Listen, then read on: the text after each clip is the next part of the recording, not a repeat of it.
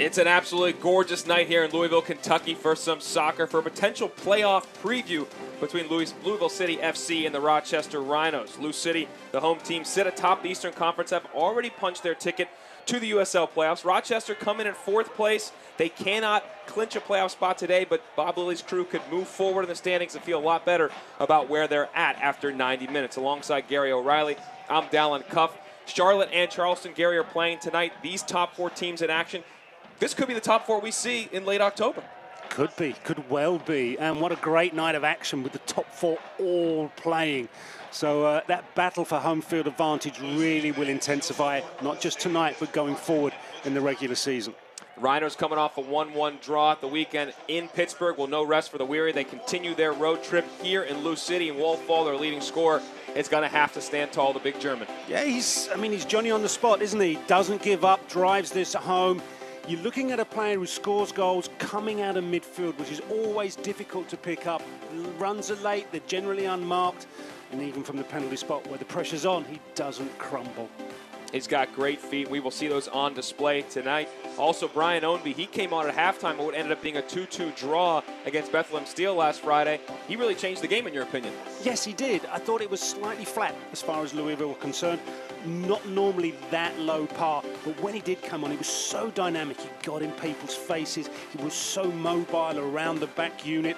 And I think what they'll do tonight is face a team that probably will come with a back 5. So his mobility and his dynamic, vital for Lou City tonight. All right, you just said it, Bob Lilly. Their team is second fewest goals allowed in this league, just 24. We have it graphically set as a 3-4-3 here, but explain to me, how will this work with 5 in the back in your mind? All right, I think number 7, Ryan James, number 2, Raymond Lee, they will drop back when they're under pressure, when they're under attack, and that will become a back 5. When they go forward, they'll commit those players, and it'll look possibly more like a 3-4-3 formation. A lot of hard work for Joachim Graf up front on his own, but if they launch counterattacks, then he'll get the support from Garzai and Buisha. All right, we'll take a look at Louisville City, and James Connor's crew, as always, is in a 3-4-3. Ilya Illich in up top for Luke Spencer, who is their leading scorer. Yeah, Spencer was slightly flat, didn't get a lot of service, so I can see maybe that the coach has decided that he wants to refresh and just give guys a break. Ownby, as I said, they're number 10, looking to him to do a lot of hard work. Guy Abend in for Speedy Williams. A lot of players who've played together. Jimenez and Smith, for me, 2 vital players in those midfield areas. It's going to be a great game here. Top 4 clash in USL. Can Rochester knock off Lou City FC on their field? Find out. Kickoff coming your way after the break.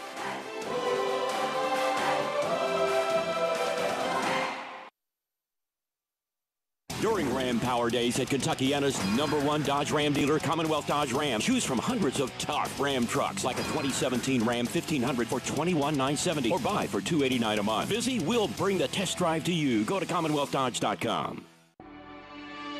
Bring your business vision to life with an Entrepreneurship MBA from the University of Louisville. Learn from faculty who are experienced business innovators and develop your ideas with the backing of successful and supportive alumni. An affordable investment in your career that helps you to become the entrepreneur you always knew you could be. The Entrepreneurship MBA at the University of Louisville. Take your first step today. UofLMBA.com. Louisville City FC on WBNA 21 is sponsored in part by Commonwealth Dodge, the Tri-State's #1 Dodge Ram dealer, home of a lifetime powertrain warranty. Guts, glory, Ram.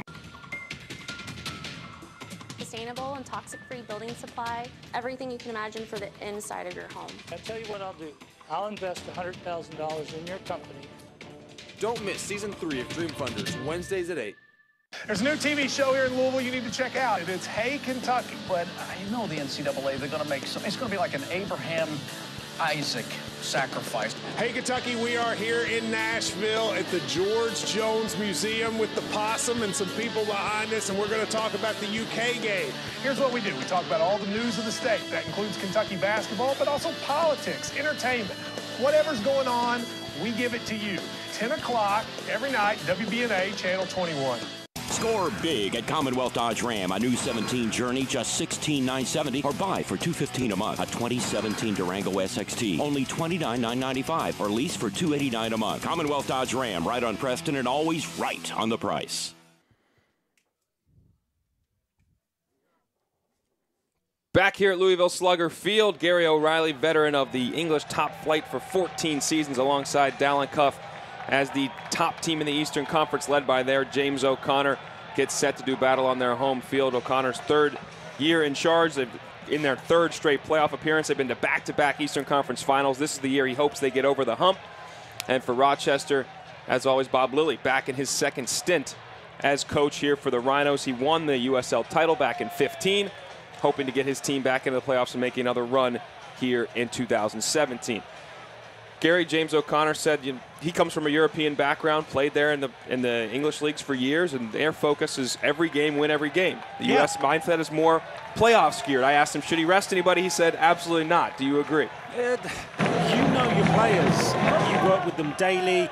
You're going to get all the bio data. You're going to get all the telemetrics from games and everything else. So you know who needs a breather, who needs to be played harder, and you manage the assets. Plus the fact is, you know how much of a squad you've got left at this stage of the season.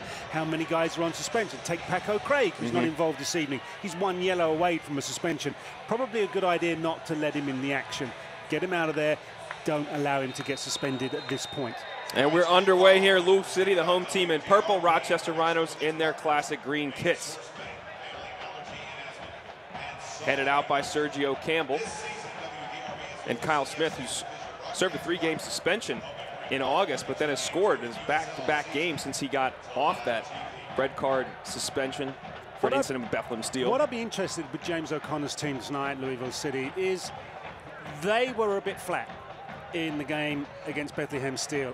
I'd like to see how they come straight out, go right at the Rhinos and say, yeah, we're back. This is our field. This is what we really do here. And let's see if they take the game in that way. And that was a strange performance when you think about it. They had, a chance to clinch a playoff spot with a win, and they backed their way in. They still got it with a bunch of other results, but they did not play their best soccer. Real quick, this portion of the game brought to you by Plainview Apartments, presented by Plainview Apartments, the official housing partner of Lou City. There's Gaia Bend getting a start in midfield alongside Paolo DiPiccolo. But look at that. That's the Louisville half. There's 4 green shirts in it. That's a high press. That's pressure from the front. They've seen the game that Bethlehem brought to Louisville City, and they're taking their lead from that. So what that means is, if the back line for Rochester are deep and the front unit are pushing on high, there's going to be a lot of space in midfield. We'll see if they play compact or they're stretched. This Rochester team coming off a 1-1 draw in Pittsburgh, a game that required a Joe Farrell equalizer in stoppage time to even walk out of there with 1 point. Dagger for Pitt, who's outside of the top 8 in the Eastern Conference, to give up that goal late, but a big goal for Rochester. What a pass from Jimenez. And great return to Jimenez. Leads the USL in chances created. Trying to create another one. Can't quite there. They got to put a tight leash on him. Easier said than done. Yeah, I know, but if it takes more than one man, it might be worth it. Because he's what we would call an inverted winger. He plays on the outside and comes inside, because he's on the left side, he's naturally right-footed. So he takes that avenue all the time. He doesn't always go outside you. There was just Walt Fall, the tall German, on the ball. Swings it out wide to Canardo Forbes, wearing the captain's armband today. He was part of the 2015 Rhinos squad that hoisted the USL Cup trophy. And there's Joe Farrell, aforementioned goal scorer in their last game against Pittsburgh. Played up to Forbes. Forbes taking some contact by Ben. No call by our referee today, John Freeman. As Ben's able to dig it out of the corner and play it long. A lot of spray came up there when he slid in. Yeah. So the field has been quite water. There were a couple, you could see the ball when the ball skidded earlier. Yeah. Just be mindful of that. Julian Boucher on the ball.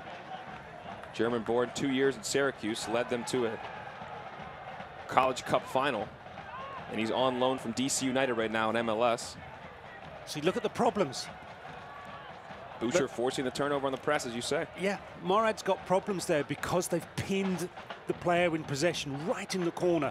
The goalkeeper's been cut off by his teammate. Great play, great play. Look at the territorial advantage. And all they need is an Olympic javelin thrower, and they can get this in the box. Boucher getting the ball from Ryan James. James trying to combine with him. Can't, and is cleared out. James Leonard again skips by Jimenez. A lot of contact by Morad, and that will yield a free kick for the Rhinos.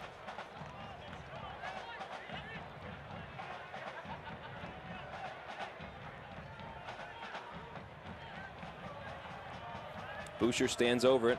Used to be part of the German national setup, under 16, under 18. Back in 2011, he was the player of the year in Bundesliga, midfielder of the year in the under 19 league. He gets to whip it in almost to the penalty spot, but headed out.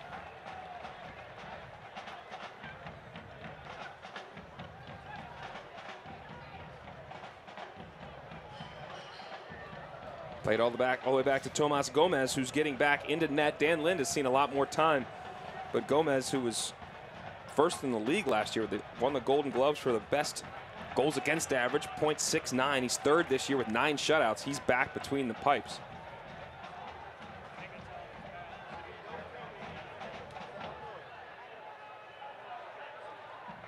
Ball fall, looking for Forbes. Forbes does well there because he was strong. Had to be strong to retain possession.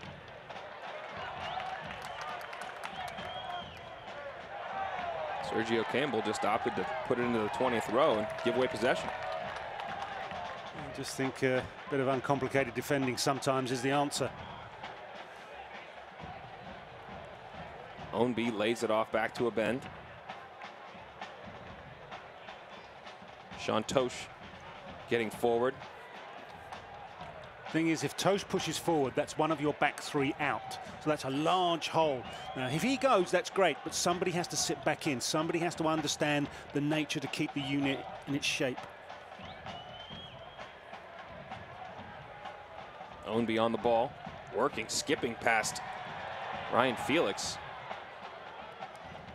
Illich able to keep it in play, and then it's back, laid across, and the baseball diamond might have just grabbed a foot right there. That one was a great opportunity. Yeah, it was Davis the fourth, wasn't it? He just lost his footing.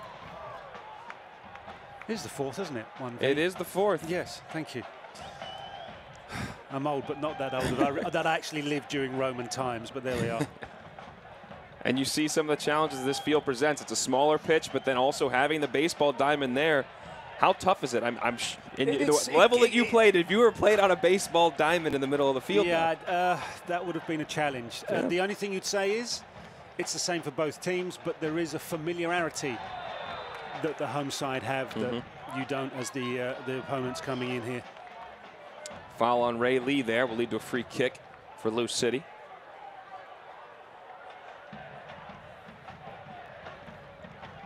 Taken relatively quickly, sprayed out to Morad. He has to retreat.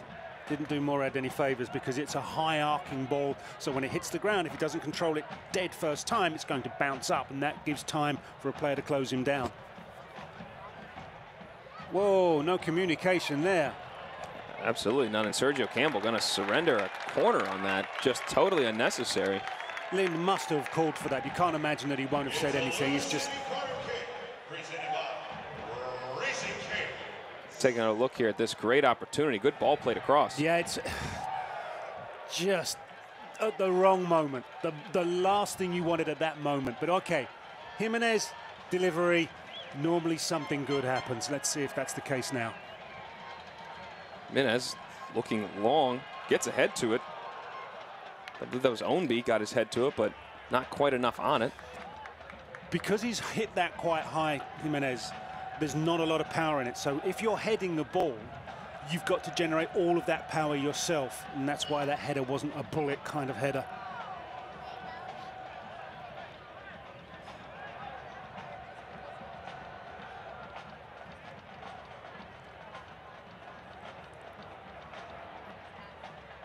Tosh looking up to Ownby. Couldn't control it, and Johan Graf comes away with it. Guy Ben back on it, floats it looking for Illich as the outlet, and he connects. Kyle Smith tried to play it quickly. Ownby couldn't control. It's a bit frenetic at the moment. Not really any dominance from one team in the opening 9 minutes.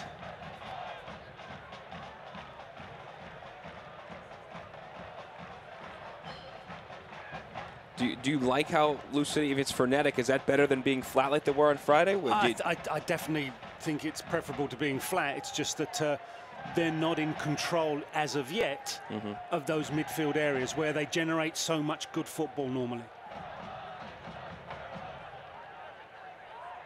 What they'll have to come to terms with is the fact that Rochester are pressurizing from such a forward-lying position. If you don't get yourself set for your receiving and understand where your pass is immediately, you're going to be spending time trying to work all those things out, and you're going to find green shirts all on top of you. Rochester, a very solid defensive unit, as we mentioned already, second in the league in terms of goals allowed, just 24 goals allowed on the season. Louisville, conversely, fourth in goals scored with 50, and they got a lot of guys that can put a ball in the back of the net.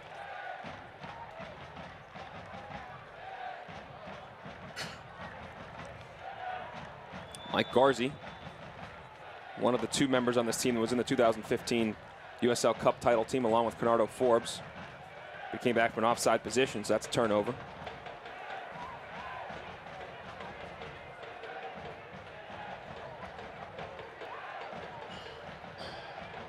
Greg Ranjetsing plays it out to Morad.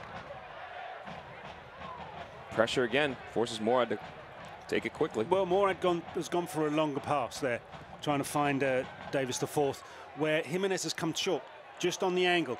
Sometimes you give it to Jimenez, that draws the player away, and he gives it back to you. You now have more space and time, and it's being comfortable, it's being patient, and it's having a good understanding. Now, Morad's come back into the team, so maybe that little mental connection isn't quite there with Jimenez at the moment. Maybe we'll see that develop during the game. As with most midweek games, quite a bit of roster rotation late season. 4 player changes for Louisville, 5 for Rochester from the teams that showed up this weekend. The player's just gone down there, but no Looks one like around Ray him. Lee went down hard. Yeah. See if he's okay. Twist an ankle or something. No, he's jogging. He's That's back up. Okay. 2 green. Ray Lee getting his 11th start of the season, playing that left wing back spot.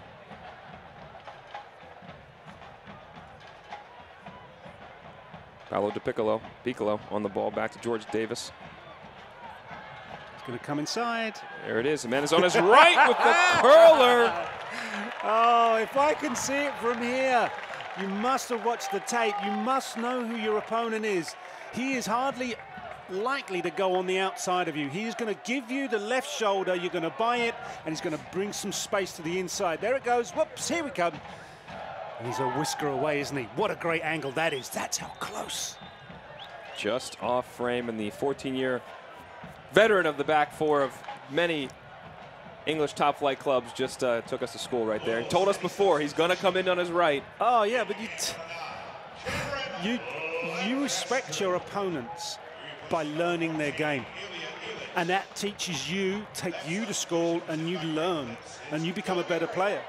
Or at least you don't get made to look silly so often. And already a surprise substitution here. We will get you. The substitution brought to you by Great Clips. Cameron Lancaster is in for Ilya Illich. And we were just talking about Illich getting a chance to start here in Luke Spencer's place. Must have picked up a knock at some point. I would only think that with the 13th minute. Now Lancaster comes in. He's a product of the Tottenham Academy, something you know well. And he's also scored some goals though this year. So this will be his 20th appearance. He's 6 goals and 1 assist. He's capable, just like all their strikers are, of scoring. But quite a surprise to see this move. Maybe there isn't an injury. Maybe James O'Connor has seen something in terms of a mismatch that he knows Illich doesn't have against maybe Sergio Campbell, Ryan Felix, or Joseph Farrell. That central 3 unit for the Rhinos that he thinks Lancaster can expose. Maybe it's physical presence because he's quite a big unit. Maybe that's what they're going for. And there's Lancaster trying to run onto it. But this is a standard back 3 that Bob Lilly employs. You think it would be James O'Connor would have made a error in who he started, knowing that the standard back line? It probably is. There's Illich. Yeah, simple enough. It could well. He doesn't look injured, but he does not. He doesn't look happy either. No, well, no player's happy if he gets taken off, particularly at this stage of the game. You know, that's the, you know, is that the coach saying I made a mistake, or is that an injury? We'll have to wait post-game to find out for that one.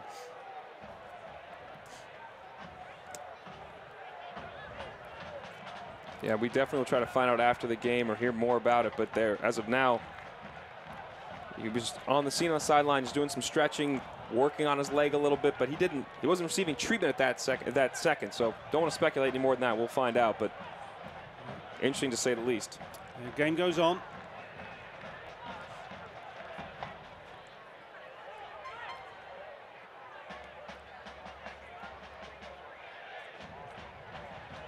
We talked about Rochester pressing up the field and having an impact. What have you seen from them in terms of their ability or lack thereof to possess the ball themselves? Well, they're finding their way. They're not going to find it easy. You know, nobody seems to come to the Slugger Field and get away with whatever they like. So they're going to earn whatever it is they get. But they're going to find that Louisville are going to open them up. They're going to use the wide areas. They're going to try and find now Lancaster with service that benefits him. But Louisville City are going to always play out from the back. That back three are always going to split, and they're going to play, as you see here with Morad. 8-2-3. Louisville is at home this year, as you just mentioned. It's tough to beat them here. This portion of tonight's broadcast presented by our official partner, Sullivan University. Sullivan University, official partner of Lou City.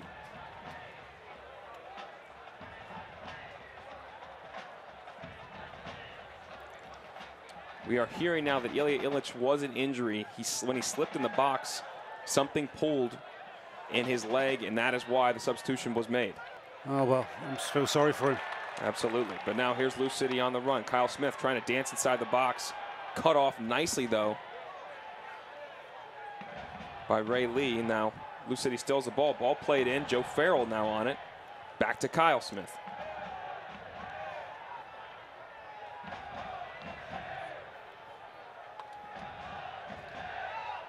Morad has his head up, floats it. He's got Ownby. Ownby lays it off for Lancaster.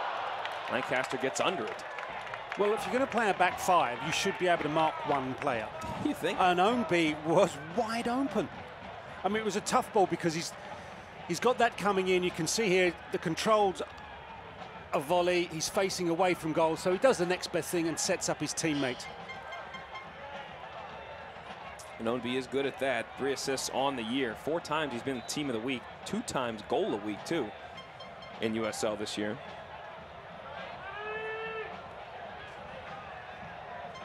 Tomas Gomez sends it deep. Wall fall with the flick on, which will just go to Ranjetsingh. Well covered by Morad there. I don't think he appreciated Graf's flattening him almost after the ball had left.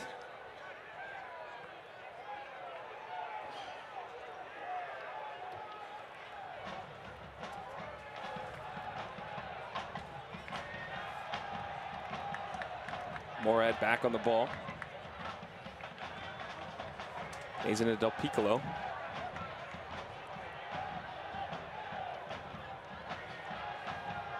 Ben head up, looking long.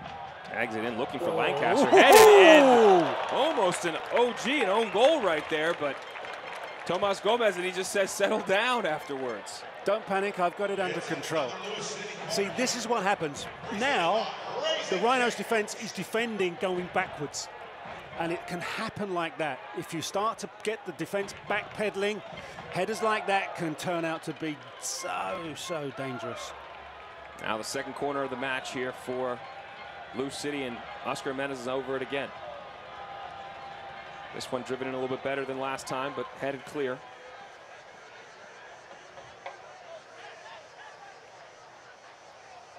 Ownby's first touch kind of let him down there, put him in trouble.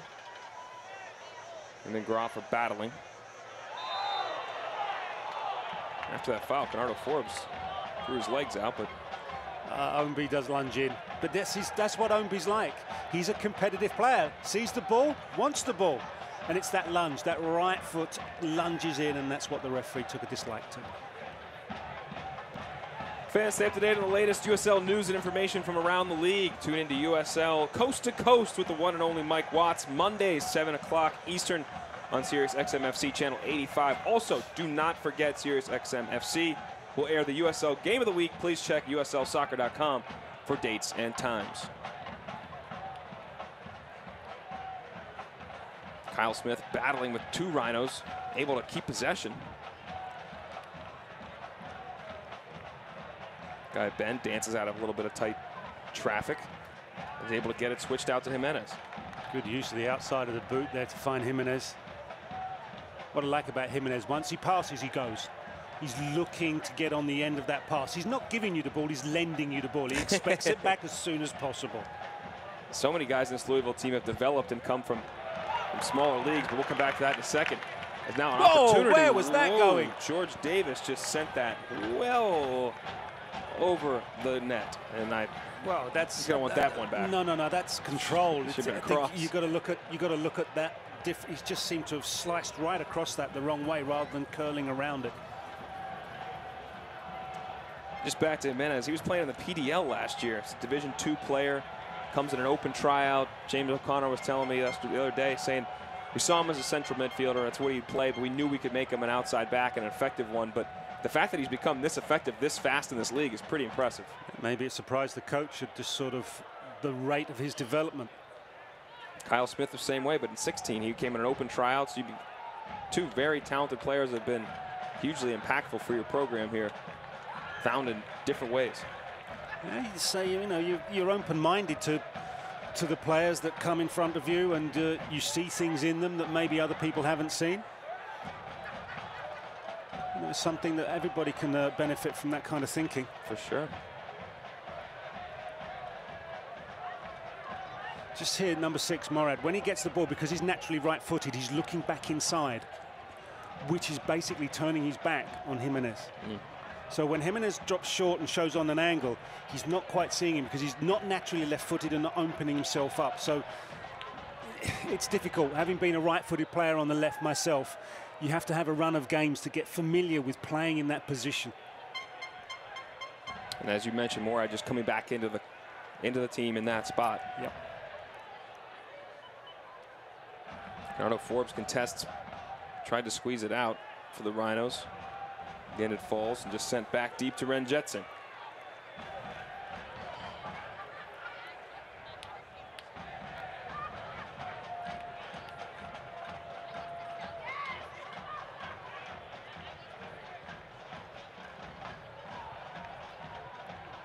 Not getting a lot of time to settle in midfield, are they, Lou City?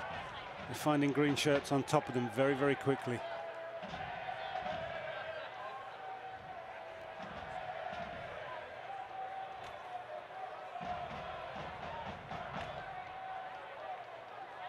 Ball fall, loses it in midfield.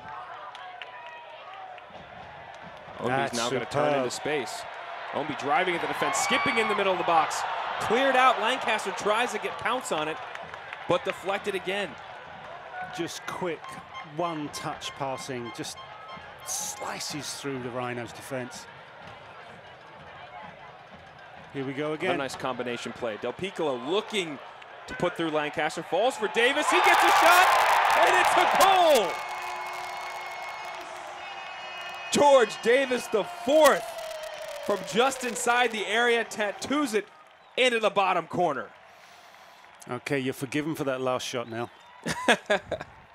His 5th goal of the campaign, and at a big time, 23rd minute, puts Lou City up 1-0. They just had a little spell of quick passing and an opportunity. Now look at this. Space. Sergio Campbell goes across and not to Davis. And Davis says, right, this is what I think about that. There's not a chance Lynn's going to stop that. It's struck so well. Gomez dealt with some knee injuries through the course of the summer, missing 4 games, but has worked himself back into full fitness in this lineup over the last month and making a big difference here tonight. And as always, that Lou City goal was brought to you by Kentucky Lottery, fueling imagination, funding education, Kentucky Lottery. Okay, you're never more vulnerable. You're never more vulnerable than when you've just scored. So it means concentration. Comes Johan Graf. Tried to lay it off for Ray Lee, but they could not connect, and Lou City's back on the ball. So how do Rochester Rhinos react to going a goal down?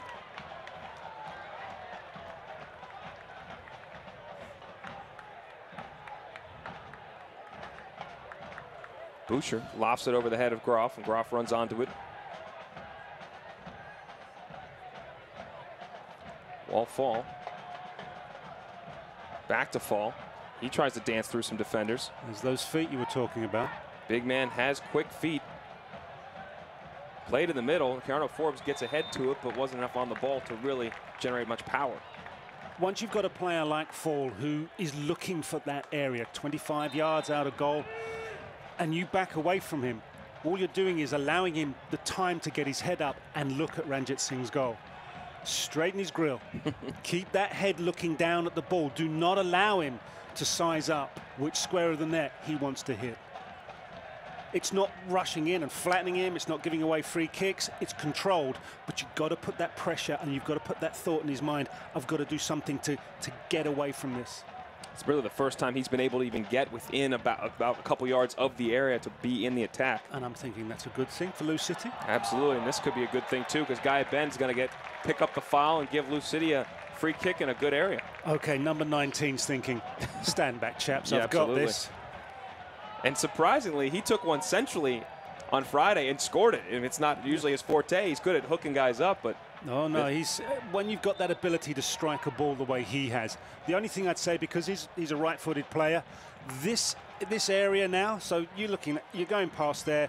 Yeah, hooked him back with the arm. No argument there. It's a difficult one for a right-footed player on target, unless the goalkeeper leaves an invitation on the near post just to hit it and get a second. We'll see. We'll see. Anyway. Cameron Lancaster's there now, and he's actually sent Jimenez away from the ball, so it's just Lancaster. Same for him as a right-footed player. Driven in, he just skips out of bounds. Yeah, he's gone for that near post. He did. Because the pace that's on that free kick is not for somebody to get on the end of. That's more likely the shot. Must have seen something from his angle on the ball. We were just talking about how good Jimenez is. Would you prefer to see Jimenez in there trying to serve a ball in at that situation? No, it would be a case of if Jimenez is on the ball and he sees a space, I'd fancy him to make the most of it. If it's not there, no, because it's not the angle for a right-footed player.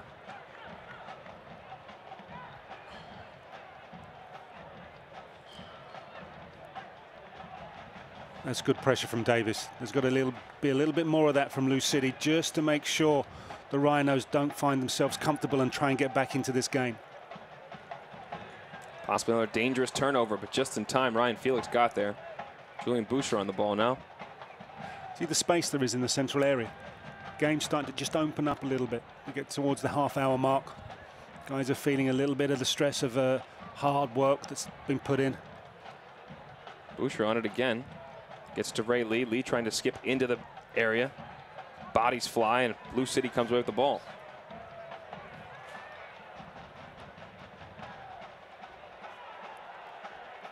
'28th minute here at Louisville Slugger Field alongside Gary O'Reilly. I'm Dallin Cuff. 1-0 the home team. Lou City is up top in the Eastern Conference right now. They've already punched their ticket to the playoffs.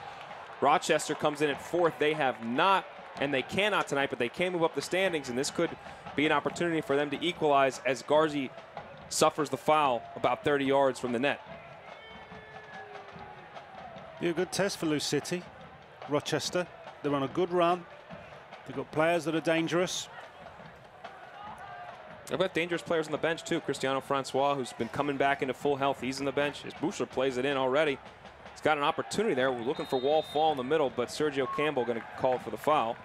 That ball travels a long way. That's towards the far end of the 6-yard area before there's contact on it. Never like to see a ball travel too far across your own 6-yard area. You're just upping the chances of there being a bad moment as far as your defending is concerned.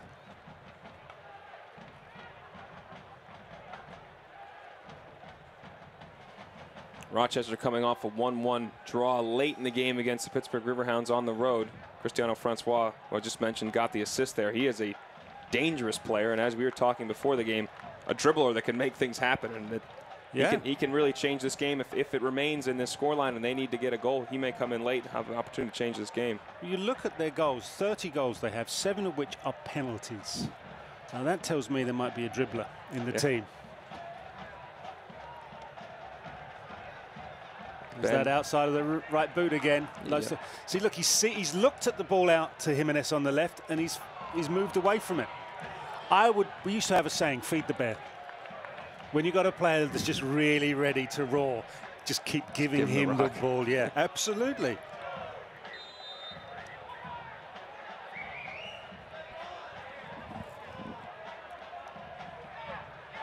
Fall tried to play it before really either team was set and gave it away. Kyle Smith looking long.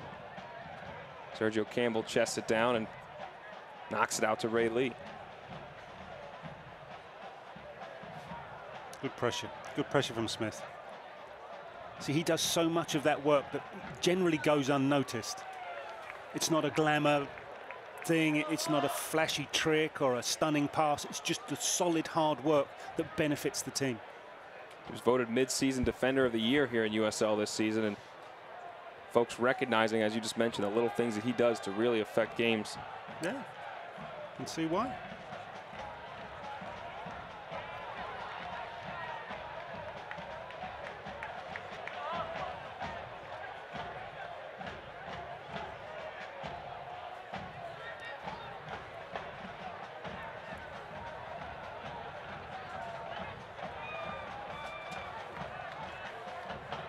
Guy Bend able to flick it on to George Davis. Now Del Piccolo in some space. Sean Tosh getting forward from his center back spot. Davis hit him in the feet, didn't know anything about it, but it falls for Tosh again. Opportunity to cross. He waits. Skips past Lee. Floating ball in.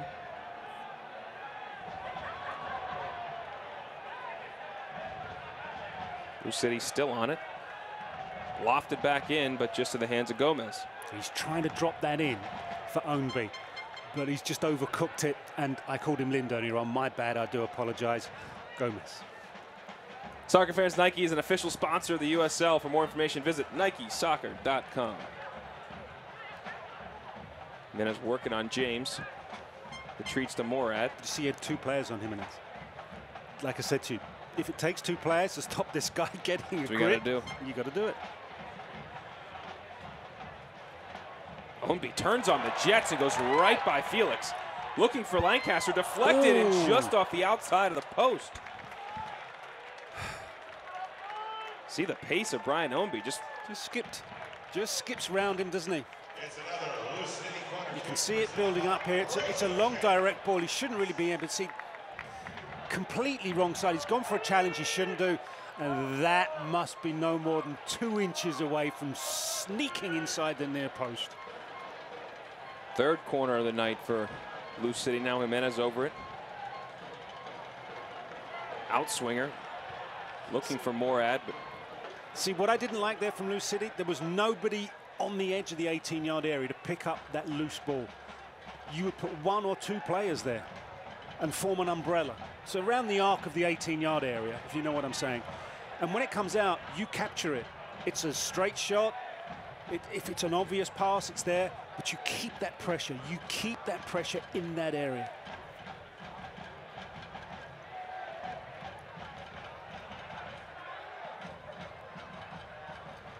Flicked on. Ranjetson does not come out. Well, I tell you, I wasn't sure Morad knew exactly where he was right then, flicking that header back.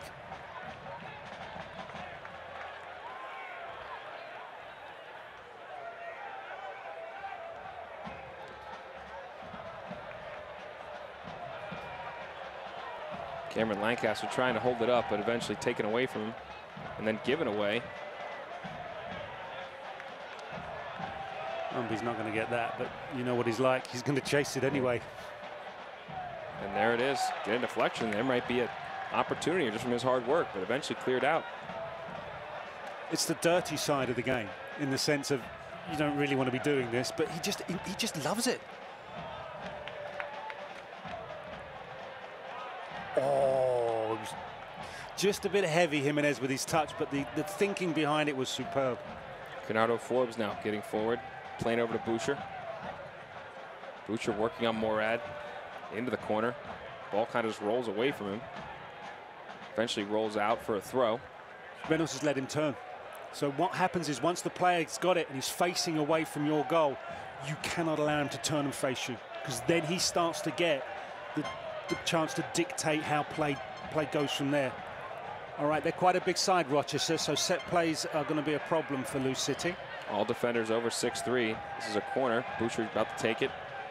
Floats it in right to the penalty spot, then cleared out. But just as far as James. See that umbrella I was talking about? Boucher tries again. This time Ownby's there. But kept in by James again. Boucher just floats one. And eventually will go harmlessly to the foot of Ranjitsingh. And again, build up from the back. Comfortable with Tosha there. He's got a generally reliable service. What needs to happen for Rochester to generate some genuine chances? They've not really had much even in and around the area. Fall's just getting the ball, what, 15 yards inside his own half. You need to get him further forward. That tempo and energy they had in the first 15 minutes has dissipated. And they've got to up the tempo again.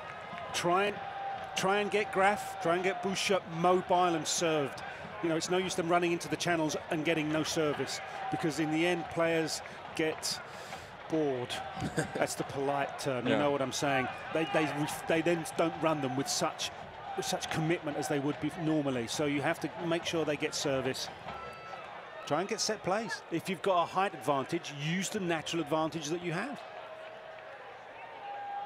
Lou City's worked their way down the field just by throw-ins.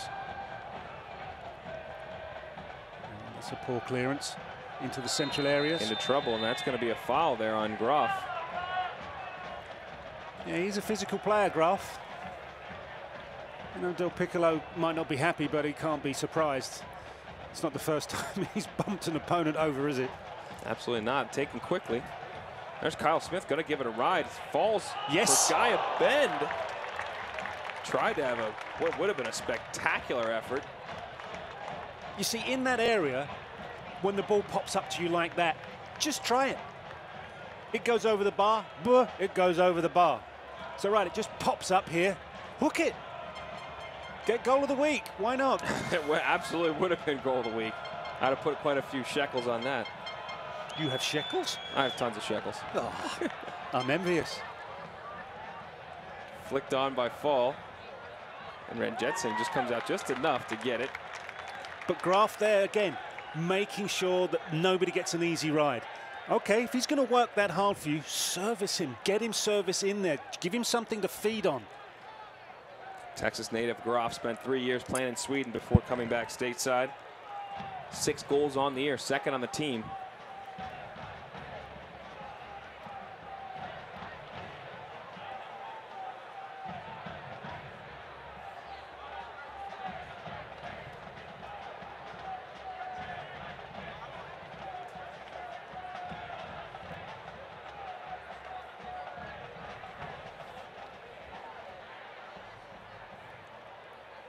You see, Rochester aren't so keen to do that closing down that they were in the opening minutes, and that's allowing the time and space for Lou City just to start to thread things together.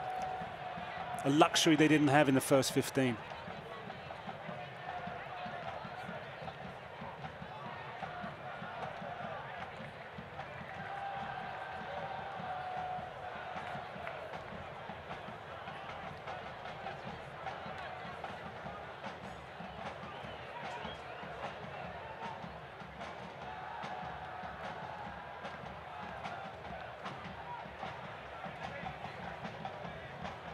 Ball falls for the goal scorer, Davis the fourth, but couldn't quite control it.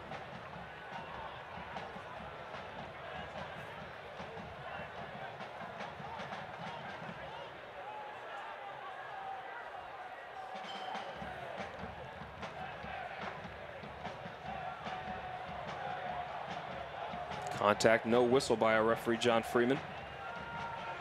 And just sent back again to Ranjetsing. That's not going to work, is it? Service like that. Nowhere near Forbes. It's another guy, Forbes. Babali will tell you, critical of their team, pulling the strings in the midfield. He's tough, but he can also help them get forward and create.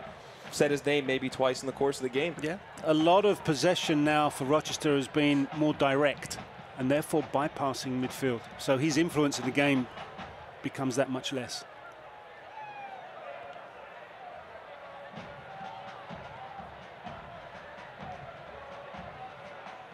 Tosh, loose touch, and Groff continuing to work, but not going to get the ball this time.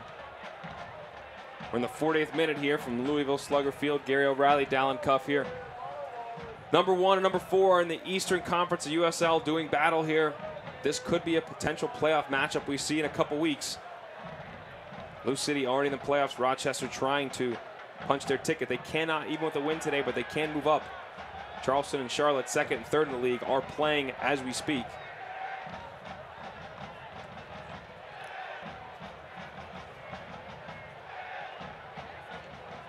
Pinged out, looking for Boucher, but just over his head. Yeah, not a lot.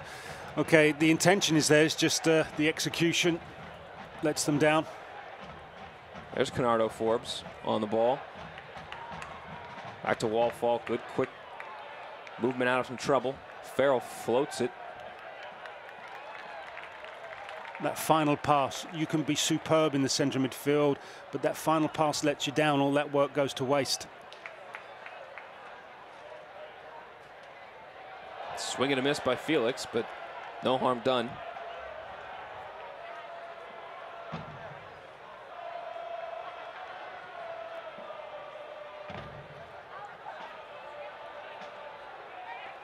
Forbes on the ball, turning, crossing at midfield.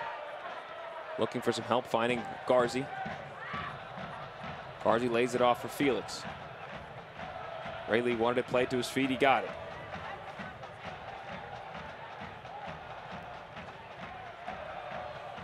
Fall, nice touch. Now there could be an opportunity. Back to Fall. Tries to drive it across. Kyle Smith deflects it.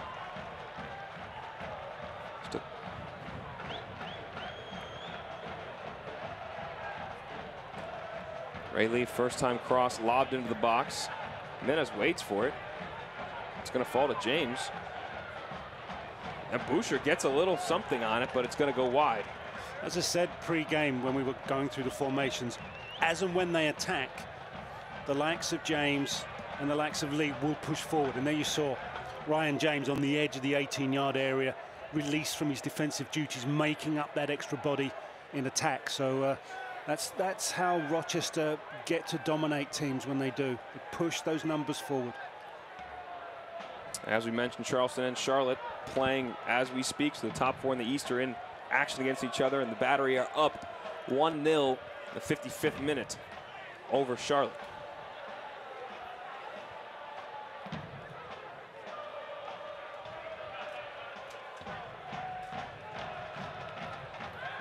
Joe Farrell looking and finding Boucher in between the lines, gets his head up, has a little bit of space, lays it out for Forbes, and Forbes wanders offside. The USL is one of the most prominent second division professional leagues in the world, featuring some of the game's top talent and rising stars. Stay up to date with all the latest league news and information by visiting www.uslsoccer.com and follow them on Twitter @USL.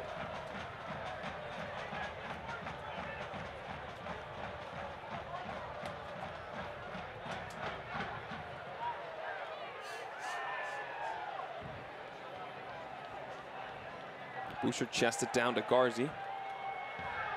Second ball fell for Boucher, and Groff is trying to outwork Reynolds. He comes away with it. Groff tries to curl it, and he connects! Right past Ranjetsing. Groff's hard work all match we've talked about. He does not give up, and he is rewarded with his 7th goal of the campaign. Talked about his physicality. He shows all of it there to brush Reynolds to one side. Composes himself. Right, direct ball to the center of the team. Doesn't get dealt with properly. Stab forward, look, now. Brushes him out the way, composes himself, checks a half stride, and picks out the far side netting. Superb play from Graf. Not something that Lou City would like to see happen too often. You've been commending his work rate all game. And I said they need to give him some service, give him something to feed on. It was a scrappy kind of through ball, but the kind of player he is, he makes something of nothing. And now back come Lou City for the quick response, and Brian Ownby is tossed over. Ray Lee's going to get a talking to, and he's going to get a card. Good time for Rochester to get an equalizing goal just before the half-time break, but action's not finished yet.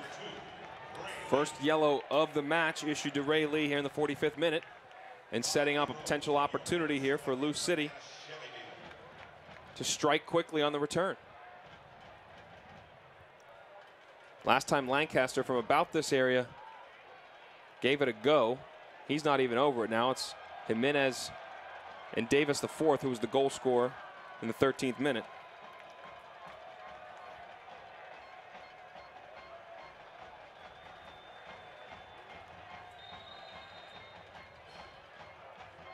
Davis dummies. It's going to be Jimenez, floated into the hands of Tomas Gomez. Yeah, Gomez dominates well there. And you see the second player on the ball, Davis, he's there to stop them trying to play an offside trap. So he's there just to make sure that doesn't happen. But in the end, catching practice for Gomez. And as you see right there, 1 minute of stoppage time here. 1 minute mandatory additional time will be played as Davis the fourth tries to work out of some trouble.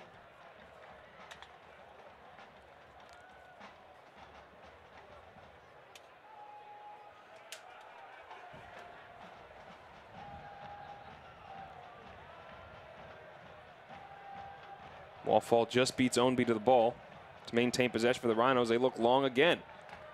And if Boucher can track it down, which he cannot. See, in doing that, they are bypassing their midfield, which is great, but as a central midfield player for the Rhinos, you're looking at that and you're thinking, I'm going to leave this game with neck ache. It's like watching a tennis match? Yeah. Ball falls to him, and now, say it again, he falls to the floor. Boucher now. Should be Ray Lee. Sorry, that is Boucher, my fault. Now they will earn a corner. And John Freeman, as we are past the 1 minute mark, Boucher will try to take it quickly. Lou City have got to remain strong mentally. Cannot allow a second here. This one is lofted towards the penalty spot. Sean Reynolds plays it out, and that is a whistle from Freeman. And we're back where we started. 1-1 at the break. Johan Graf comes through with a 45th minute equalizer.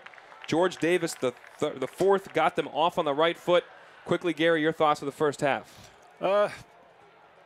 Good start from Lou City. I thought they were going to go on and really get a stranglehold on the game, but credit to Rochester, came back in at the very end of the first half, sets itself up nicely for a second period. Absolutely it does. 1-1 here from Louisville Slugger Field. We'll be back with more after the break. Box combo, please. At Raising Cane's, we do one thing, and we do it better than anyone else. So why not let our food do the talking?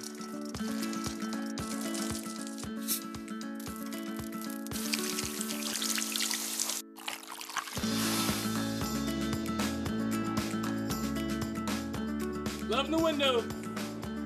Raising Cane's, only the best chicken finger meals. One love. Pizza, beer, sports. A great combination. Join other sports fans at Boomba's Pizza and Tap House in Louisville, where you'll find what Food Network says is the best pizza in Kentucky. Incredible game day and social hour specials starting at just $2. With an award-winning menu and one of City's best local craft beer lists. Just one bite, and we know you'll love it so much, you'll come back time and time again at Boomba's Pizza and Tap House, your social sports destination. When my hair is too long, I don't feel right. But when I get a cut, I'm me again, only better. My tattoo gets feistier. My crazy eye snaps to attention. I become my own Wi-Fi hotspot. I just downloaded the entire internet. And trust falls? They don't even scare me anymore. That pomade really broke my fall. Get in, get out, back to greatness. Download the online check-in app. Great clips. It's gonna be great. The heat is hot. just have some adult beverages when you go with the heat. We come here pretty much every Friday now. We've been here several times and we love it. Everything is fantastic, sides and all. Chicken and waffles, it's excellent. It's the best place you can get it. It's so hot, you actually get a buzz from eating this. You come get takeout that tastes like something you cook at home. That's what keeps me coming back.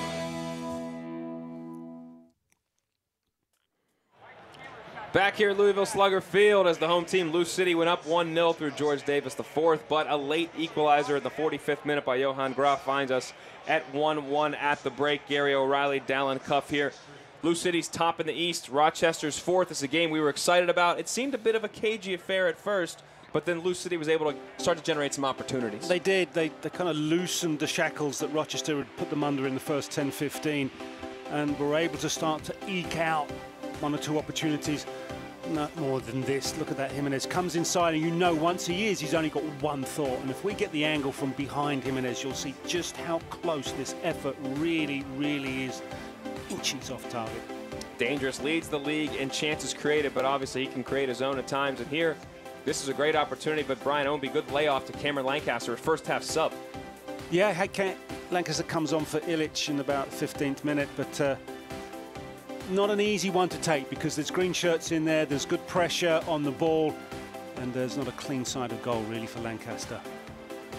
And Lou City would continue to mount some pressure as we went into the half, but the home team started to really come into their own, and it was George Davis IV really coming through when they needed him. Yeah, he had one shot earlier on, which is probably still to land, but this one, dangerous ball into the box. You've got defenders tracking back towards their own goal, and they're putting it in their own goal.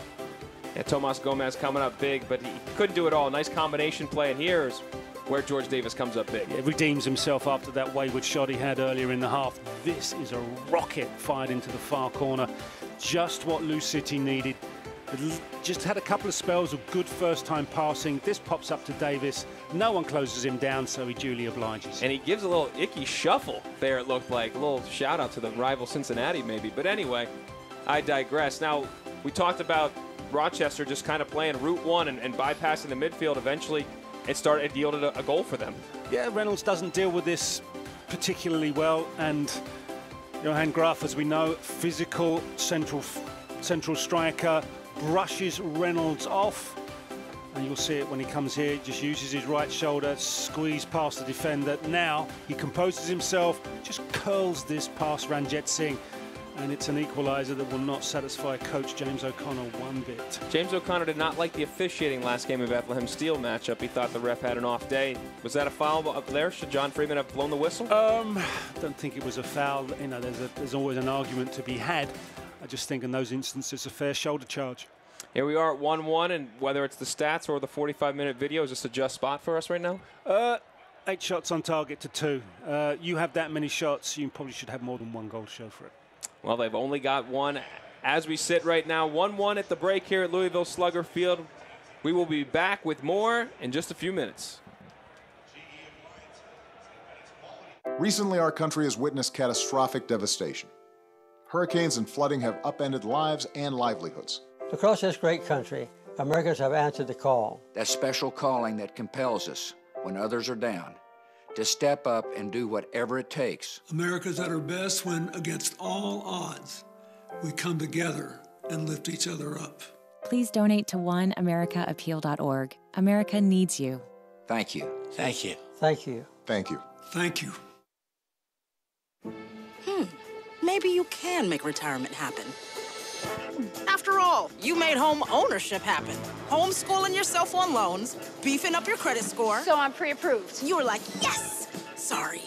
Color-coding listings, ticking boxes, and flushing every toilet in a 20-mile radius. Home sweet home. You aced house hunting. Now get the tips you need to get on track at aceyourretirement.org. How can I help my daughter with her reading? Searching for help with Dachshund Reading. Why do you not get me? I do. This is what it feels like for kids with learning and attention issues. Redirecting to understood.org. Join parents and experts at understood.org, a free online resource about learning and attention issues to help your child thrive. The road to the 2017 USL Cup playoffs continues to evolve. In Week 24, Real Monarchs SLC became the first team to clinch a spot in the postseason. But Week 26 saw 2 more clubs claim their position, with San Antonio FC doing so in midweek and Louisville City FC earning the first Eastern Conference postseason spot over the weekend. Maintaining their position as a top team in the Western Conference, Real Monarchs SLC were able to seal their position in the postseason in Week 24 despite falling to San Antonio FC. The Monarchs still clinched due to a loss by Oklahoma City Energy FC earlier in the night. San Antonio FC punched its ticket to the playoffs last Wednesday night on the road at Orange County SC. Ben Noonan tallied the lone goal of the game, which earned San Antonio FC its first trip to the postseason in club history. A hard-fought draw in front of a home crowd of more than 8,300 fans at Slugger Field put Louisville City FC in a position to clinch a spot in the USL Cup playoffs if other results went their way on the weekend. With Orlando City B falling to St. Louis FC on Saturday night, Lou City was officially in the playoffs for the 3rd season in a row, and the first Eastern Conference side to do so. With plenty of teams still vying for a spot in the postseason, the playoff race continues to be one to watch. For USL Network, I'm Morgan Conklin.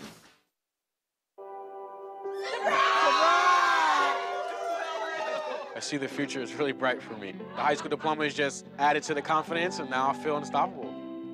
Find free adult education classes near you at finishyourdiploma.org. I'm a retired school psychologist, and helping people was my thing. I was very independent and thought I could take care of myself. I fell, and I had to have Meals on Wheels. After my stroke, when Meals on Wheels started, I was on the other end of the stick, so to speak. Meals on Wheels, coming to my door as someone who's housebound, having someone check on me, assures me that I'm not forgotten. Meals on Wheels has given me a mode of freedom that I wouldn't have otherwise. We're the clients. We are the clients. We are the clients of Meals on Wheels. America, let's do lunch. 1 in 6 seniors faces the threat of hunger, and millions more live in isolation. Drop off a hot meal and say a quick hello.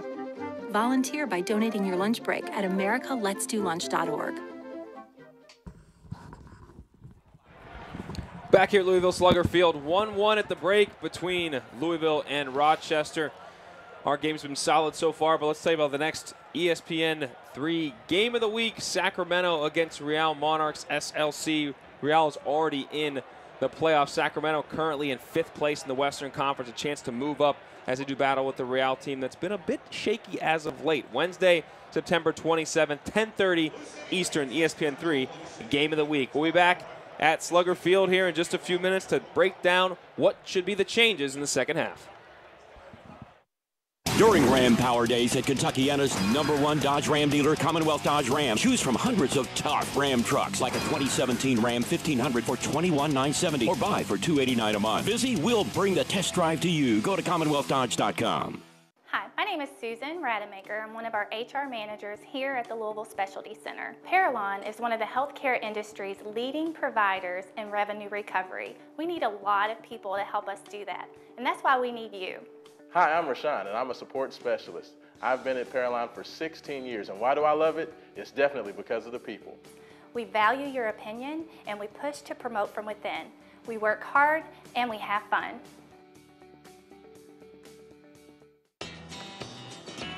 Sometimes your eyes can get bigger than your wallet. But at Checkers and Rallies, getting your hands on a quarter-pound of juicy all-white meat chicken dippers with a bed of famous seasoned fries for only $2 just takes fishing for a little loose change. The quarter-pound chicken dippers and fries box for just $2. Checkers and Rallies. The official burger of the Louisville Cardinals. There's a new TV show here in Louisville you need to check out. It's Hey Kentucky. But you know the NCAA, they're going to make some, it's going to be like an Abraham-Isaac sacrifice. Hey Kentucky, we are here in Nashville at the George Jones Museum with the possum and some people behind us, and we're going to talk about the UK game. Here's what we do. We talk about all the news of the state. That includes Kentucky basketball, but also politics, entertainment. Whatever's going on, we give it to you. 10 o'clock every night, WBNA, Channel 21. Score big at Commonwealth Dodge Ram. A new 17 Journey, just $16,970, or buy for $215 a month. A 2017 Durango SXT, only $29,995, or lease for $289 a month. Commonwealth Dodge Ram, right on Preston and always right on the price. We're here at Louisville Slugger Field, the home of Louisville City FC, and the hosts are tied 1-1 with the visiting Rochester Rhinos. Gary O'Reilly alongside Dallin Cuff, and let's take a look at the schedules going forward here. I mean, this is playoff time. Everybody's got to talk about one game at a time, but everybody has also got one eye to what's coming up. And you look at Louisville, these teams have just played, Louisville and Rochester, the first time this meeting right now, but they'll see each other again in just 2 weeks. And then one game at Pittsburgh, and then 2 more to finish at home. They have not clinched a playoff spot. How do you think the schedule shapes up for them? None of the games will be easy. I mean, Bethlehem came to the Louisville Slugger Field and made life difficult for Lou City, so there'll be a handful. Just think another game against Louisville City is going to give the Rhinos quite a test. But if they want to get in those playoffs and they want that home field advantage, they've got no other option. Win your games. We know they're tough to break down. Can they score enough goals? Can they get enough goals to get themselves over the line, get them in the place they need to be? Those final 3 games, all against teams in the Eastern Conference, will be battling for playoff spots as well. Let's take a look at Louisville's schedule. They've already clinched, but obviously where you finish is critical within the playoff seeding system here. They've got 3 straight on the road at Ottawa, TFC, and that Rochester's game we already talked about before finishing 2 at home. When you're looking at this schedule for James O'Connor, what games are most concerning to you? Is my squad fit? Is my squad strong? Is it in a good condition? Are they mentally confident? The road trips are always harder, but then again, you're coming back, you're going to find yourself against the Rhinos and then Independence. That's not going to be an easy test. You know, we're finding that now. After the first half, the Rhinos don't roll over easy. They're going to make life difficult for you. I dare say Charlotte will be the same.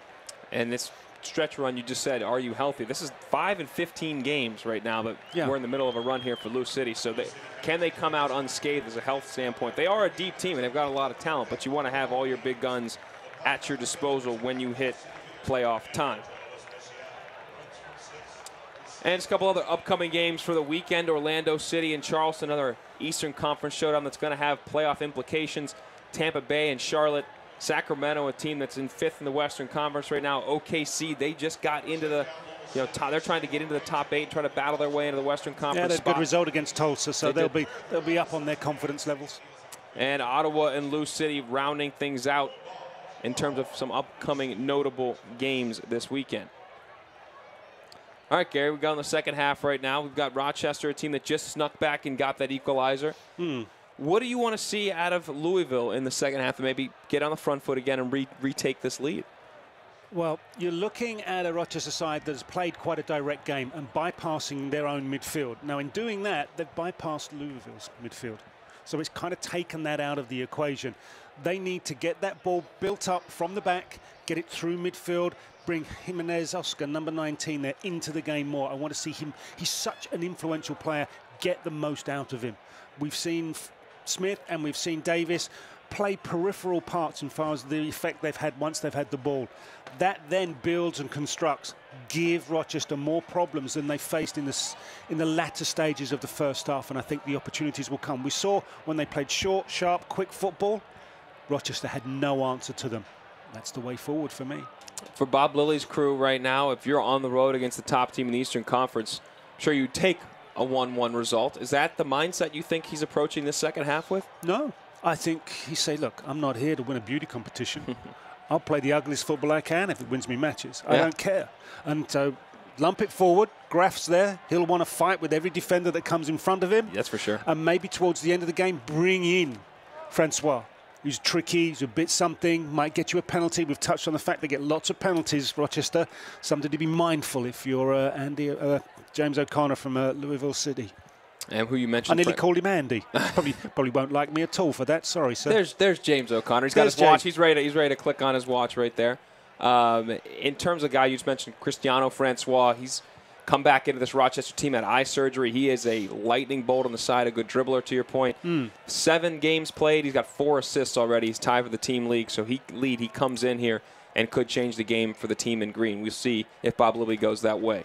If he does, probably to the latter stages. I might be wrong. We'll find out. We will find Only out. one Second way to half find is out. underway. Wall Fall plays it deep. Rochester in the green. Lou City in purple and not handling the long ball start. Ceding a corner right away. Can't tell you what James O'Connor said, but I tell you what, he's not happy. I can imagine. I could ad-lib that pretty easily. But we're going to just worry about Boucher taking this corner right now.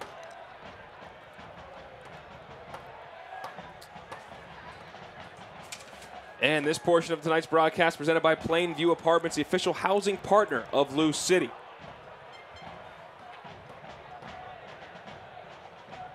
Boucher whips it in with the outswinger again. A lot of contact. Ownby goes down, immediately holds his head. He's not moved, so that's that is not good. And John Freeman, as you can see, the official waving out treatment. Excuse me, the trainer, I should say. Okay, he's conscious. It's always a good thing. Near post corner that Boucher whips in with some real pace.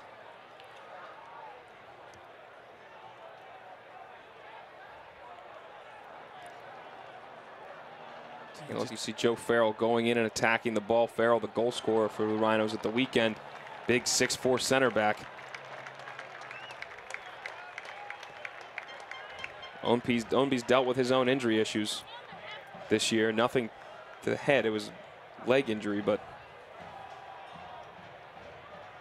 he looks like he's okay. We'll head to the sideline and get clearance to return.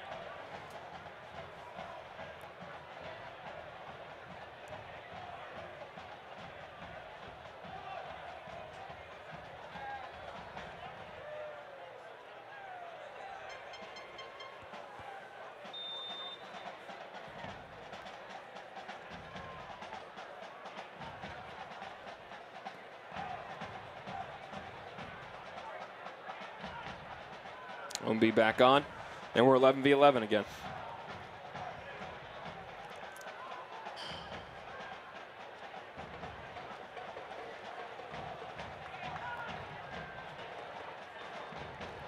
That's the sort of football I was talking about. That sharp, quick interpassing, and they just lacerate Rochester side. Have no answer to it.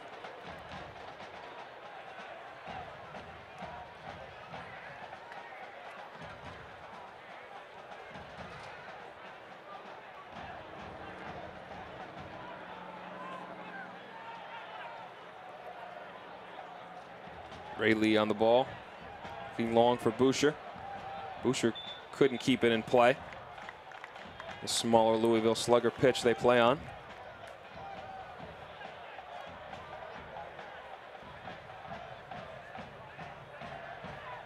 We saw George Davis slip in the first half with a potential goal scoring opportunity very early in the game with that baseball diamond there. We'll see if that plays any impact in the second half.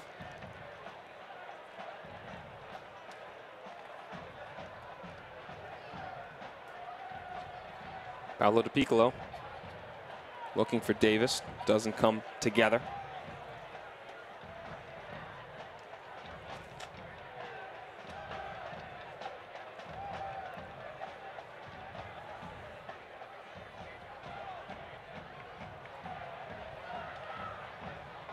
James throws it into Wall Fall. Fall flicks it over the defender, and Boucher, can't keep it in, goes out of play.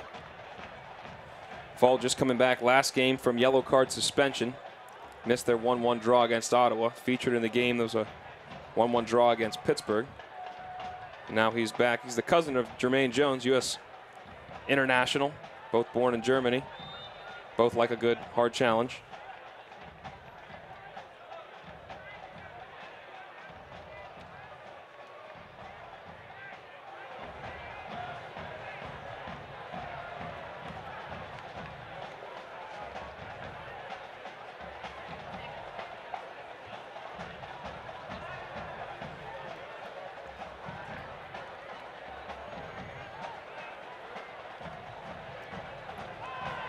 Is that a foul? Lancaster tracks it down. No call. He's going to stay on the ball. Almost tripped up again.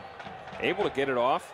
Ownby in the middle. Ownby's gone for a bicycle kick there. You could see he starts to turn and move. He's back towards goal. He wants that overhead kick.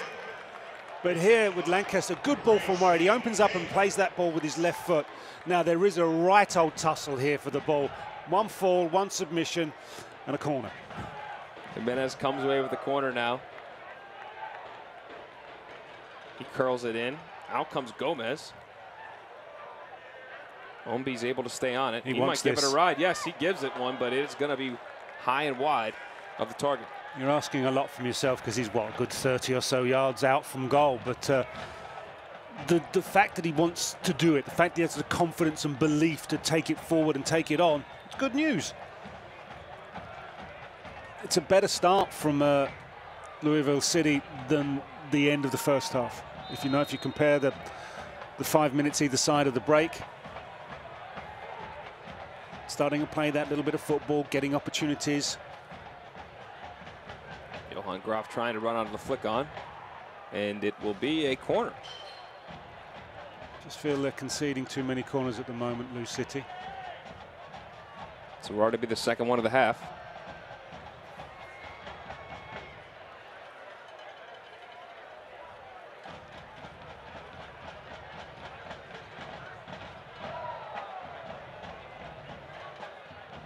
Boucher over it again. Lines it in. Cleared out. Gone for the same corner. Same near post corner.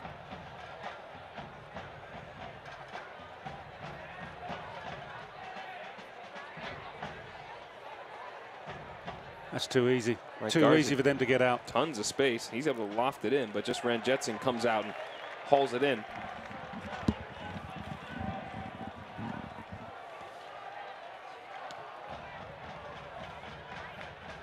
Davis, the fourth, able to run onto it in midfield.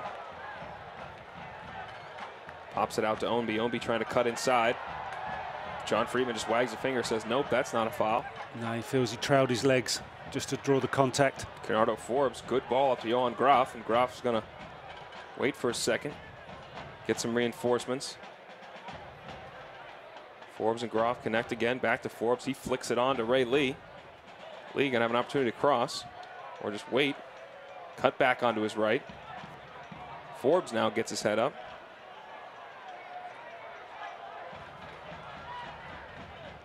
Lee, first time cross. And again, second time he just wandered off sides. But the time it takes for that cross to come in, all that time allows Lou City the chance to organize the defense. If there's men not marked, you get them marked. You get everything set. So, you know, that's something from Rochester's point of view. If you can, you get those crosses in early. You take advantage of any lapse in concentration in the defense. They had about 3 or 4 opportunities, it seemed, to play one in. Yeah. Did not take advantage. You know, and there wasn't a great deal of pressure on the ball from Lou City. Up goes Sergio Campbell. But Referee's they're going to seen call something. a foul. Yeah. Quick free kick, or do they organise something? No, look. Fall is on top of the ball. He's not allowing that to be taken quickly.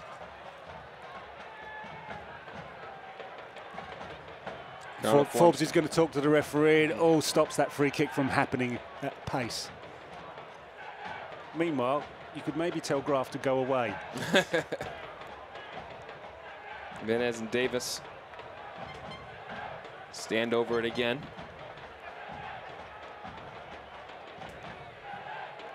That space between 6-yard and penalty area. Dangerous space for people to pile into. Davis fakes it again. Jimenez gives it a little poke. Tosh got his head to it, but Tomas Gomez just lacked elevation. Needed a couple of foot more in terms of elevation.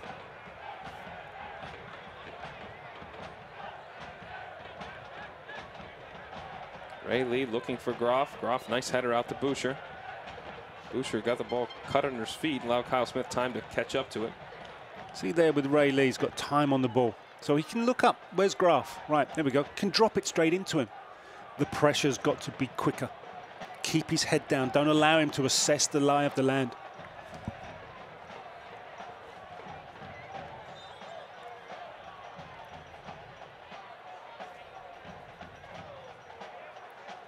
Foul picked up by Tarek Morad, pushing Forbes in the back, so gives a chance for these Rhinos to get their big bodies forward. Again, all 3 center backs over 6'3", but they play it quick. James, first time cross, and right to Ranjetson. Well, Looked like they were going to set up there for a second, but they did not. No, I took my advice about taking it quickly. The only thing is that's when you've got the numbers that are set yourself, because it was only Graf at the far post, and it was nowhere near him. Jimenez playing deep, looking for Lancaster.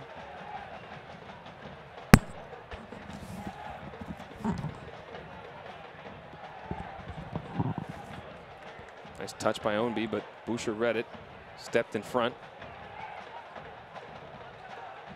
Boucher, the loanee from DC United. Groff trying to chase this one down. He might get there. A lot of contact between him and Reynolds, and he goes into the... That might be a foul. Into the boards. Said it, he has worked hard all game. Paid off by him working for a goal, and now he takes a big hit. Is this a penalty? Well, there's no attempt to play the ball.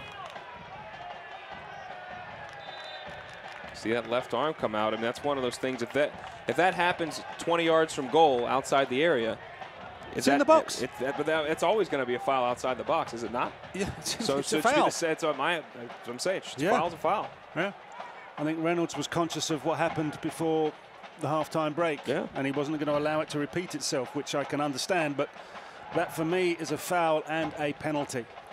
But I'm not refereeing, so we moved on. Sean Freeman waves it away, the man in the middle in the red. His say is all that really matters. Del Piccolo comes down, a little bit of contact. He'll go down. Forbes helps him up.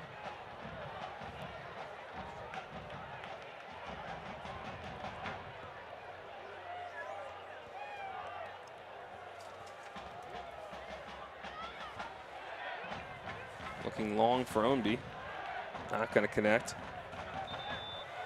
And Rochester will set to make their first sub, and we mentioned him. Cristiano Francois is about to check in. Julian Boucher will make way for Francois, 24-year-old former DC United player who was waived by them, never played for them, spent 2 years playing the second division in Portugal, 40 games, 4 goals the last 2 years. Had eye surgery earlier this season. He's worked his way back into full fitness now. This will be his 8th appearance on the year. He already has 4 assists in his first 7 games. This substitution, as always, brought to you by Great Clips. He was an absolute difference maker at the weekend. He's been a difference maker since he's come back to the squad. We'll see if he can do it again for Bob Lilly's crew. Well, Bob Lilly's played his hand first, hasn't he? In terms of making a tactical change for advantage. Kyle Smith just can't get there. Knowing that Ilic had to go off because of an injury rather than the coach deciding to change it for tactics. Yes, in the first minute, Ilija Ilic, Serbian native, was subbed out in the 14th minute. Cameron Lancaster coming in for him at the central forward spot. That was due to injury. So Louisville is down 1 sub already. Rochester, as we just said, made their first sub with Francois.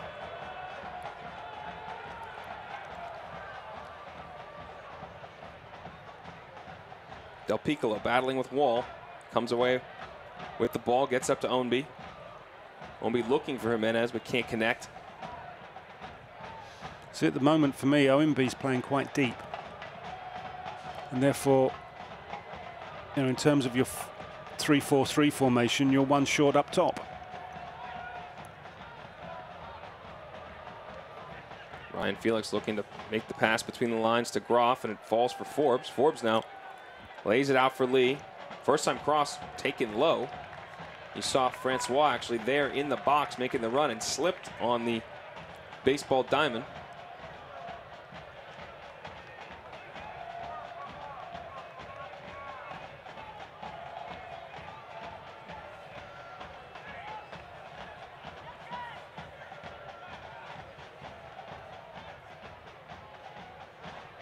Ball fall. Swings it out to James. There's Francois on it. Knocks it back to Felix. It's good control from Rochester. Not gone direct here, have they? They've constructed this. Ray Lee's pass, a little more air on it than he probably wanted. Francois, nice turn. Leaves it for Wall. Wall tried to play Francois back, but too much on it. Well read by Sean Reynolds.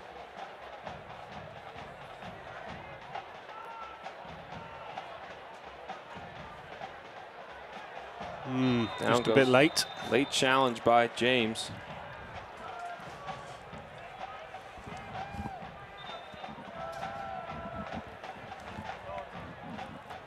A card out for James. And there it is. James gets the card in the 60th minute. And as we go into the 60th minute, this portion of tonight's broadcast presented by our official partner, Sullivan University. As you see the yellow card offense.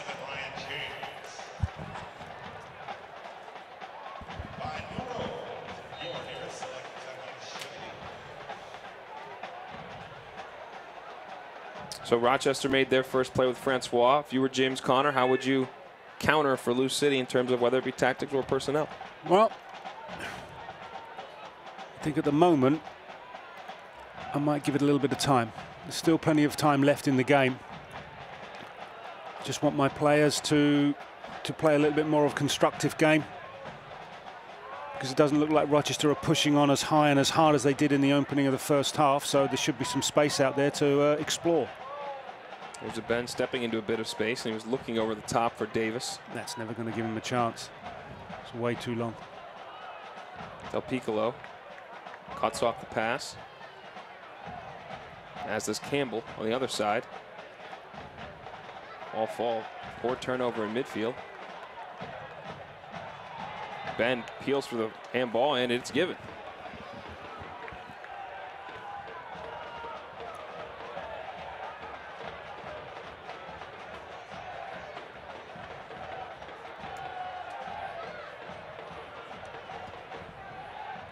Just flicks it up. You can see the arm comes away from the body, so it's what you would call an unnatural position. Referee right for me to give that decision. Jimenez lofts it in, and Felix able to clear it out. And Forbes gets rid of it. Don't remember Lou City winning too many of those aerial battles in the Rochester 18-yard area. Now that is something that I would be looking to change, which might mean Spencer. Spencer, the leading scorer on their team, 9 goals on the year. He's only started 11 of their matches, scores every 119 minutes. Very efficient strike rate for a guy who's not logged a ton of minutes. But he's had injury issues, hasn't he? He has. He's been in and out of the lineup a bit, especially early in the season. So maybe you gently with him, rather than just hammer him, running him into the ground. Little 1-2. Forbes able to skip past Tosh. Now Forbes running at the defense. Cuts inside, takes a lot of contact. Not, says John Freeman. Says it was a clean pick by Sean Reynolds. Referee's got a better position than I have, so I've got to go with his opinion.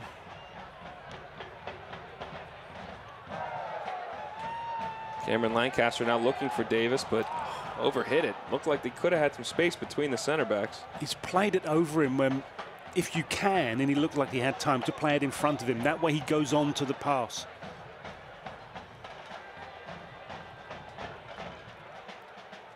Reynolds takes a touch past Francois.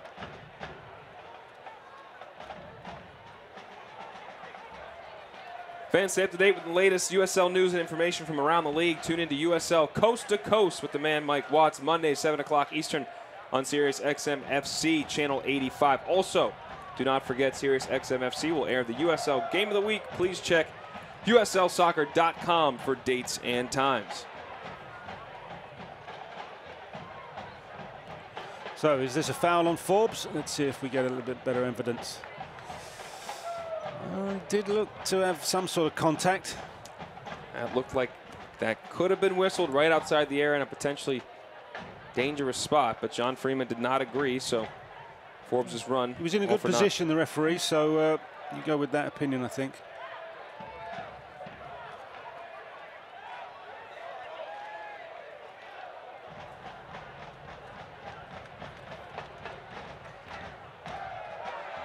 Farrell, a little bit of contact with Davis's back. It did look like a push, didn't it? Yeah, no whistle there either. There's more contact. And this time it was given on Paolo Del Piccolo. Foul and wall fall. As we cross here in the top of the hour, 65th minute of our game alongside Gary O'Reilly. I'm Dallin Cuff. 1-1 between the Rhinos and Lou City, and Cristiano Francois trying to change that up. Lays it off for Fall. First time ball played by Fall. Tosh gets in there, gets his head to it. Forbes was in the box. It seemed like he could have got there. Tosh does well because he's got a player in front of him and behind him. So if he doesn't make contact with that, then that's a really dangerous ball to let pass. And that is a former defender speaking there. 14 years in English top flight, Gary O'Reilly. Sean Tosh made a great play to keep what could have been an opportunity as Cameron Lancaster spills over and holding his face, but play will continue. I think Lancaster was holding on to that for a bit too long to my mind. The pass was there to be made, should have made it earlier. Training staff being signaled on by the fourth official. No denying it probably hurts. So here that pass was there, that pass could have been made, but the longer he holds on to it, the more likely he's going to get his ankles wrapped.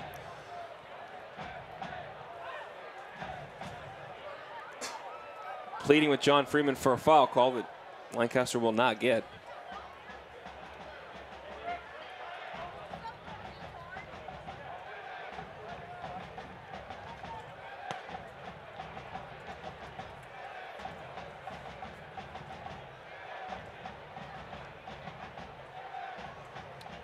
As Lancaster gets up, the top four in the Eastern Conference are all in action right now. 1 and 4 here with Lou City and Rochester. And then between Charleston and Charlotte, Charleston 3-0 final score for you. Ooh, emphatic. Emphatic win for the Battery, as now they move to 47 points. That keeps them in third, but now they're 1 point off of Charlotte and Rochester at 44. So even with a win, Rochester cannot move up the standings. However, they can keep pace, and they can make greater distance between them and fifth place Tampa Bay. Tampa Bay at 41 points right now. And obviously being in fourth and fifth is critical between playing a home game in the first round or going on the road and being that fifth seed. Lancaster back on the pitch.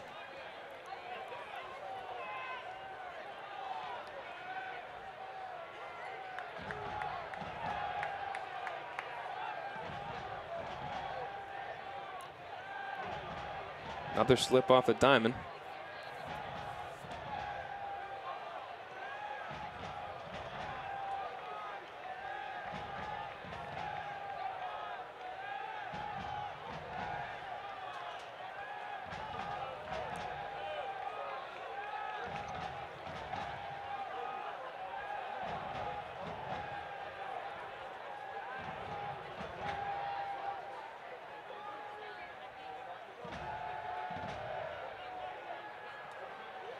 Smith eventually settles it, tried to spray it out to Smith, but it was picked off.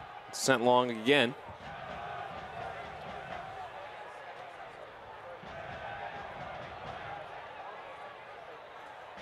Luke Spencer getting ready to make his appearance, as is Mark Anthony Kay. Two very dynamic offensive players. Two attacking players. He wants to win the game, wants to win his home game, doesn't he? Francois still working over the challenge with Morad. Morad's got to stay on top of Francois because he looks a player that will wriggle and squirm and get the other side of you. Here's Fall working on Del Piccolo, trying to get crafty in the end line. Cut it back, and Davis slides in there and breaks it up from James, but Forbes comes back and picks up the ball. Back to Forbes. And Morad's there to knock it out. And we will have the final two subs. First sub brought to you by Great Clips. Substitution brought to you by Great Clips. Mark Anthony Kay on for Brian Ownby. 23-year-old dynamic attacker, Canadian-born TFC Academy product. His 15th appearance, he's got 3 goals on the year. And this substitution, again, brought to you by Great Clips. Luke Spencer inserted.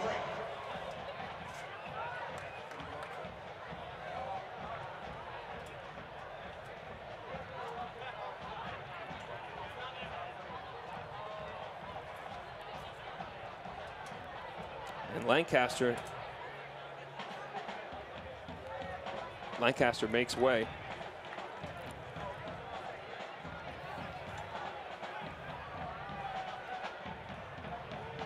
So now all 3 real central forwards played in this game. Illich started, Lancaster on, Spencer comes on late. There's Mark Anthony Kay's first involvement. There's Spencer's first involvement. Skips forward, looking to play through Jimenez. But James was there. Back for Francois.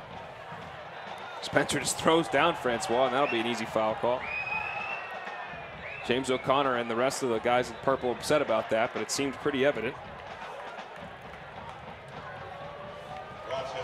Rochester going to make a sub 2, brought to you by Great Clips again. Bradley Camden Fayu is now checking in for Ray Lee. It seems like for like change with Fayu. It's just fresh legs to play up against Mark Anthony Kay. Again, they're on Rochester in the middle of a 3-game road trip. They just played in Pittsburgh on Saturday night. Now they're in Louisville here Wednesday night. Camden, 23 years old, former 58th overall pick in the 2016 MLS Super Draft to Colorado. Did not play for them. Now a second year with Rochester, making his 22nd appearance of the season. Francois now to take a cross, looking long, and he's got an option. Forbes tries to knock it back across the box. See Groff give him the thumbs up. See what I mean about the ball traveling distance across the area? Always it becomes a greater danger. And that's raced it from Ranjit Singh. You know, there's early and there's direct, but it's got to have an end product, and that goes out for a goal kick at the other end. That's not the end product you were thinking of. It can't be.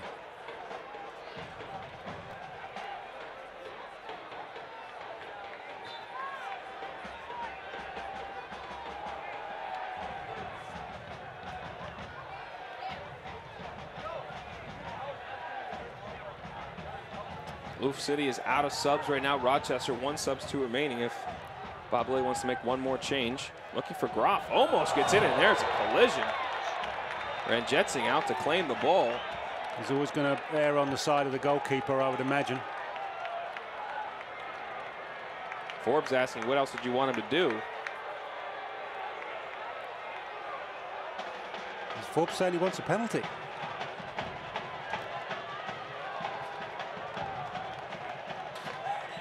Groff, the goal scorer, tied this up in the 45th minute. And he'll get a yellow for his trouble there.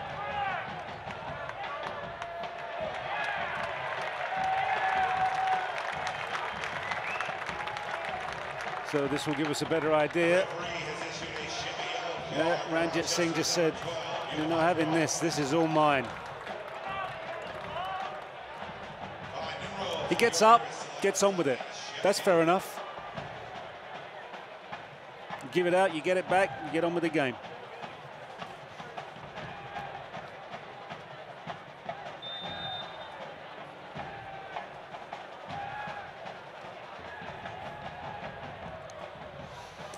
Just think Louisville can't go back-to-back draws at home. That wouldn't work. So now changes have been made. Sponsor K on to, as you said, dynamic attacking offensive options. Now the tempo needs to rise. Now someone needs to grab hold of the game, decide they want it, they're going to make it theirs, and push it forward. Louisville getting ready to set, as you just said, back-to-back home games here. They've played now, they'll be playing 5 games in 15 days, but their next 3 are all on the road. At Ottawa, at TFC, and at Rochester. Not easy places to play. As Camden squirts by Smith and looked to play it into Forbes and almost got there.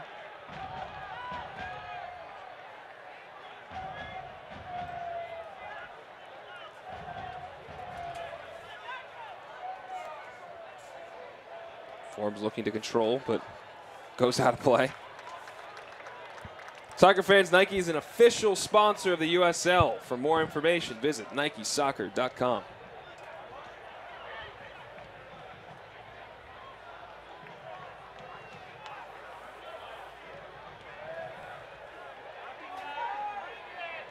Spencer looked like he was taken down by Campbell, and he was. Lucky they get that decision on the foul, because Davis just made a pass there to a green shirt. Not what he intended. You don't want to do that, huh? That's no, bad. It's probably not the idea he had in his mind. Yeah, just look, a little tug. Spencer knows enough to go down when he feels the contact.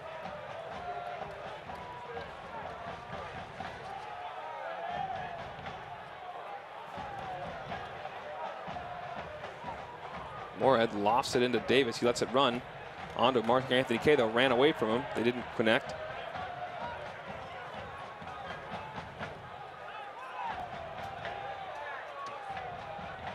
Played up to Smith. Smith looking for Anthony Kay. Finds him. Del Piccolo, great ball, slipped in Spencer. And then Sergio Campbell able to poke it out from behind. That's laser guided pass there, isn't there? From Del Piccolo into Spencer. Credit Sergio Campbell. Gets caught the wrong side, the big defender, but just pokes out that toe, denies Luke Spencer a great opportunity.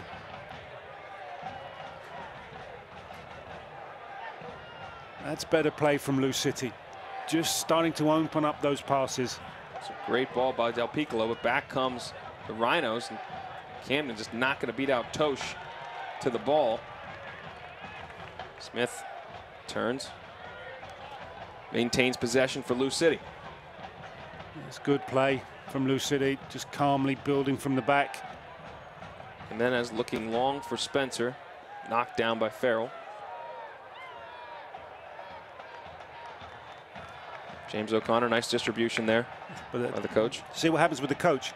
He wants that ball back in play immediately because he wants this tempo. He wants this higher tempo. He just tells you everything we've just talked about. Because if he doesn't care, he just rolls it back or lets someone else deal with it. And again, look, he is living every single kick. And it is back in play quick. Guy bend on it.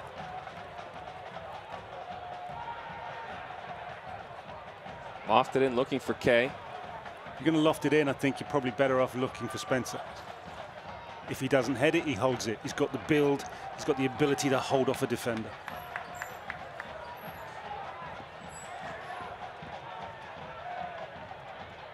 Go box to box with it. Surprisingly enough, Graf doesn't go in on Ranjit Singh that time. If he didn't already have a yellow, he probably would do it. Possibly. Or maybe he's still smarting from the last time. That was a heavy landing. Morad. Oh, that's again. Good play. Lets it run. Tried to play back to Smith, but just overcooked it a bit. There's Garzi now. Running into space, and his pass just off the mark. Francois was just like he likes to be, but then a poor turnover. Oh, you've got it, they've got it, and you keep giving it to them. There's Francois again working on Jimenez. Wow, that's lack of control. That is not a good ball.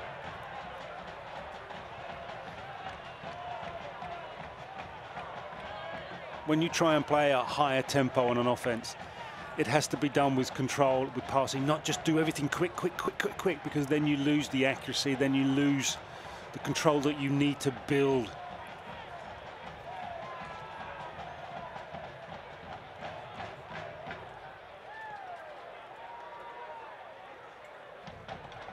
Played long and flicked on to Kay. Which is the point we just made. You're probably better off with Spencer with a ball like that. Spencer tried to get it over to his left foot, but Farrell was able to get his foot in there and disrupt it. They want this win, Lou City. They're going to have to work hard because this is not an easy team to break down. Nope. There's every team that's played them this season will verify. Not easy to break down this green wall. Second fewest goals allowed in the league for Rochester, 24. That is their MO. They had the best defensive record back in 15 when they won the title under Bob Lilly. And Toach has played well this evening. I've liked him anyway when the games that I've covered here. Sean Tosh, third center back. Kay's going to be able to get onto this ball. A little bit of magic, a little bit of something special. Kay's got that ability in him. Farrell eventually just said, I'm tired of this. I'll just blast it off Kay and they'll take possession. Yeah, that'll do. See, now you're looking for Kay, for Spencer, for Jimenez, maybe Davis. They're my flair players. They're my players got a little bit of something and they can express it with skill. That's when it needs to happen. This moment onwards is when it needs to happen. 80th minute here. Gary O'Reilly alongside Dallin Cup from Louisville Slugger Field. Lou City went up 1-0 through that man that just had the ball. George Davis, the 4th, in the 23rd minute, but Rochester equalized in the 45th, and that's where we find ourselves at still. 1-1 as Guy Ben tries to work his way through a lot of traffic. He's thought about, do I have enough space for the shot? Can I find Spencer? And there's a lot of green bodies in there. They crowd you out. They work hard. You've got to give them credit. So that's why I said when a team works this hard against you, when someone drops a bit of individual brilliance, there's not a lot a team can do about it. So, chaps, if you've got it, drop it. If you've got it, guys, I'd like to see it too. Yeah. Guy Ben keeps it in play with his head, gets up to Jimenez. Jimenez racks it off of James and out for a throw. Rochester still has one change left they could make if Bob Lilly so chose. Louisville out of subs. Sean Reynolds threads it through to Smith, Davis. Groff, you see, swinging his hand, trying to get guys to come up. But you know what? Lilly's going, don't you dare. You're staying back. This team is on an attack mode now. Louisville City are in attack mode, and therefore I need my bodies back here. See, once this team gets stretched, they're going to be easier to break down. Kay able to spin and get the foul on Farrell. Okay. Could be an opportunity here. This could be an Oscar performance. It's an Oscar Jimenez performance.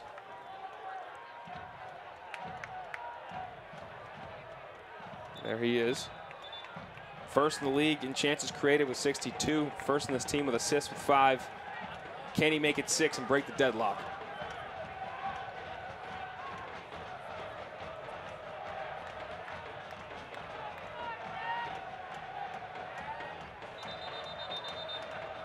John Freeman going to come up and break it up before we even get there. Okay.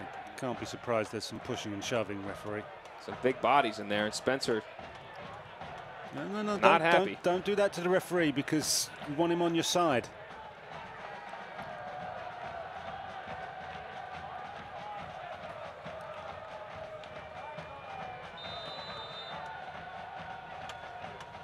Jimenez whips it in. Farrell able to get his head to it. Gomez came out for it.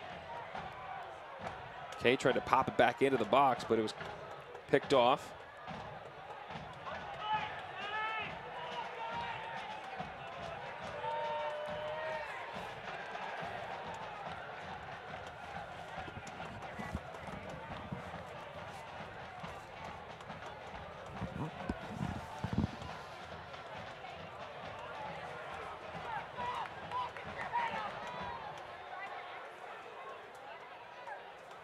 Guy Bend able to turn, and Kay looked like he had a step there, but Sergio Campbell. Yeah, I think that might be an offside on Kay.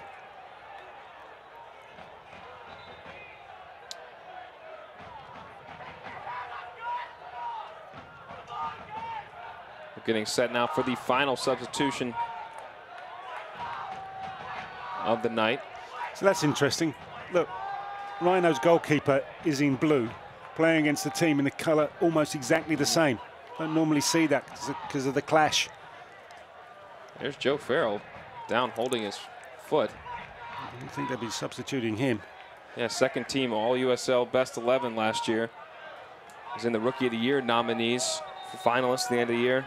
Third in the team with goals with 5 scored at the weekend in stoppage time to draw at Pittsburgh. A heck of a player. See if he's okay.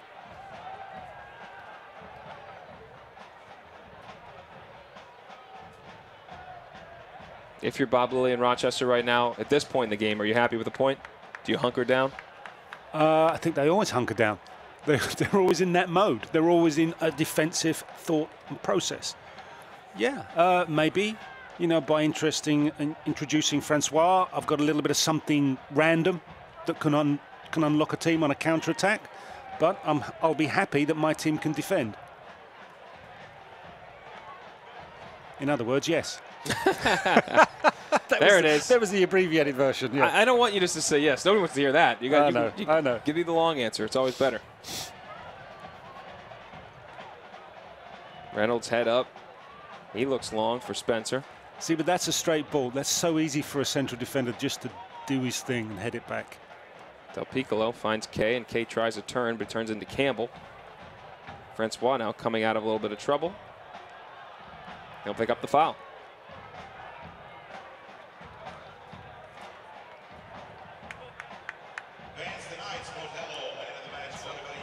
Didn't come. You see Bob Lilly at the top of the screen readying Ryan Bukimia to come on, and substitution will not be made yet, though.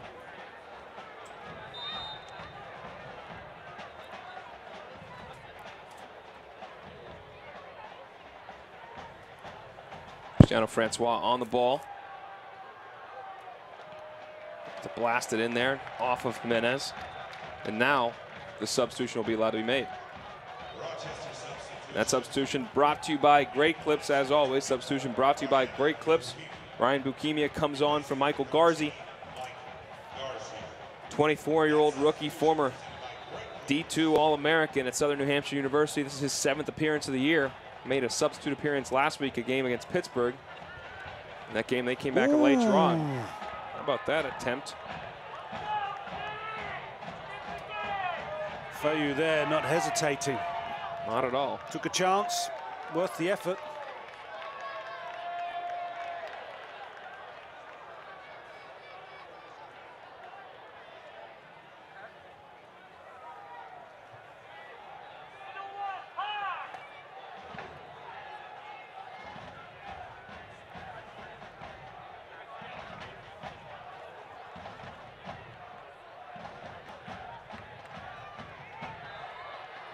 Francois pushes a bend off the ball, and they will call that.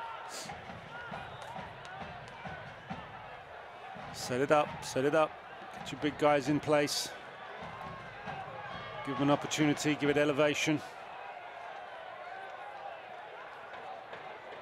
Jimenez plays it in, gets an opportunity there to the head of Morad. Yeah, I think it came off Morad last, didn't it? But the... Like that by a bend. Put it down and let's get this thing going. Yeah, Playing it home, they want to get that 3 points. Guess what? Goalkeeper thinks different. And here's going to be a... Gomez is going to take a yellow for delay game. I think considering how little time Gomez wasted there, it might be due to the fact that the referee possibly spoke to him before. Yeah, that didn't seem like that offense was warranting it just alone.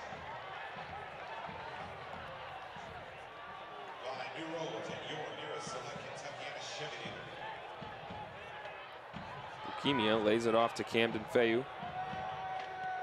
Felix looking for the switch to Francois.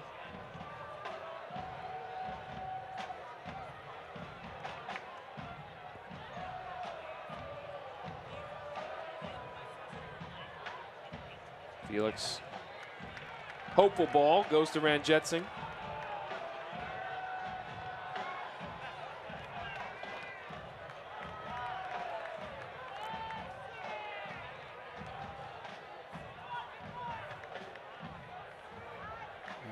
There's going to be a winner, it's going to be a late one.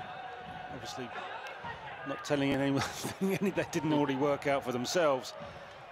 But you're just wondering, is it going to be one of those surprise pieces of last-minute action?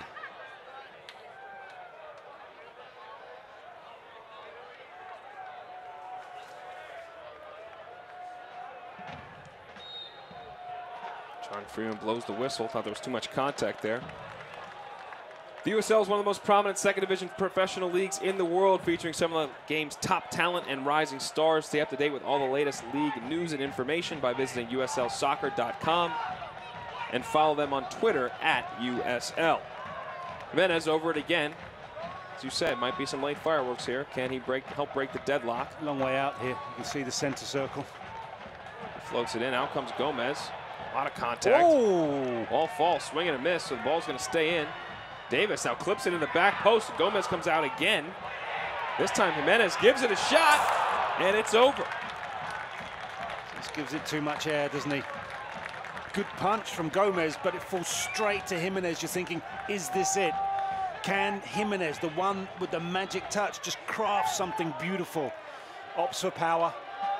You know, here you see good positive punch, but it falls straight to the feet of the last man you want it to go, Jimenez. Good header. Spencer came back from an offside position. Freeman judged. The referee's assistant judge, Freeman, called. And now as we cross into the 90th minute, we will have 3 minutes of stoppage time here. A chance for both teams to break the deadlock in the next 270 seconds at minimum. Nervous 90s, I think I'll call this. Ball falls and almost falls to Cristiano Francois. Now the game doesn't have to be pretty, just has to have a goal in it. Yeah? Absolutely. There you go. It has not been easy on the eye in the second half as Kyle Smith goes down hard. Bukimia almost turned it over in a bad spot.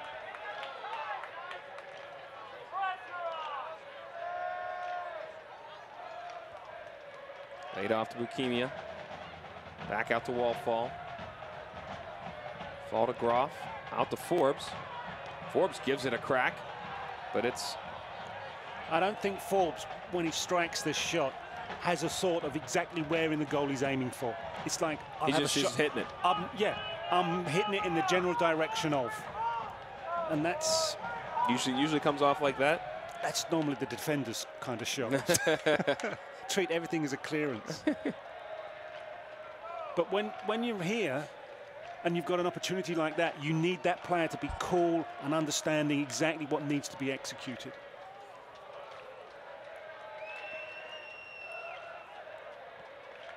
Del Piccolo lofts it back in.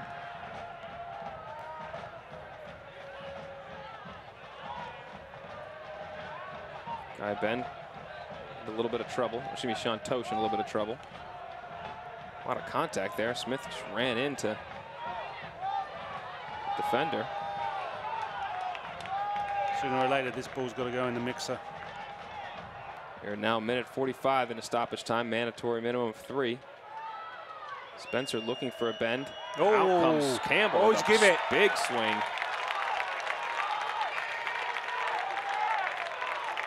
He swung, but he certainly made contact, but it's all Aben's ankle.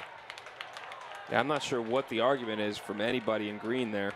Yeah, that was a clumsy challenge. Oh, for sure. It's a cheap foul with a possibly costly outcome. Look at this, when it comes across here, it's a lunge. Look at that. That's all Abend, no ball. This guy, the one guy you want to be cool, know exactly where he wants to put this ball. That's him, that's Jimenez. Now Davis is going to take it just to make me look silly, Jimenez right? did just say, points to himself, said, it's me. But we'll see if that actually was gamesmanship or he's going to give it a hit. Did score from a free kick last week to equalize that game. Can he do it to go ahead in this game?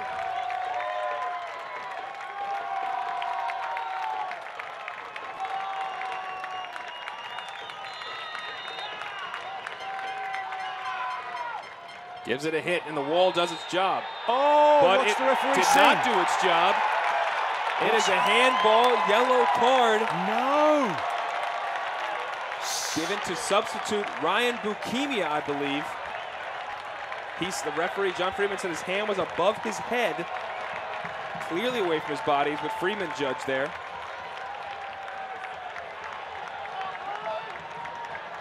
No doubt in what the referee's given it for.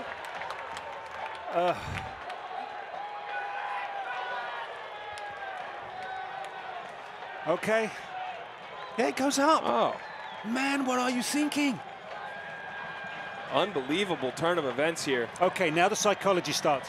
Gomez, all the Rhinos, they're going to start to get the referee, they're going to start to get on the penalty This happened taker. in our last game. Spencer was holding the ball, and Kyle Smith walked up and took it. James O'Connor told him to do that and said, okay, Kyle, you go take it, because there was a lot of time wasting and gamesmanship. See, look, here we go.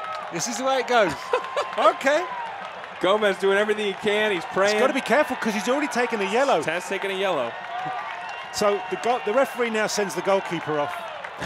There's no other substitution. This could be hilarious. Hopefully, well, here comes let's get Spencer. Let's get some serious action. Will the substitute break the deadlock? Leading scorer for Lou City on the season.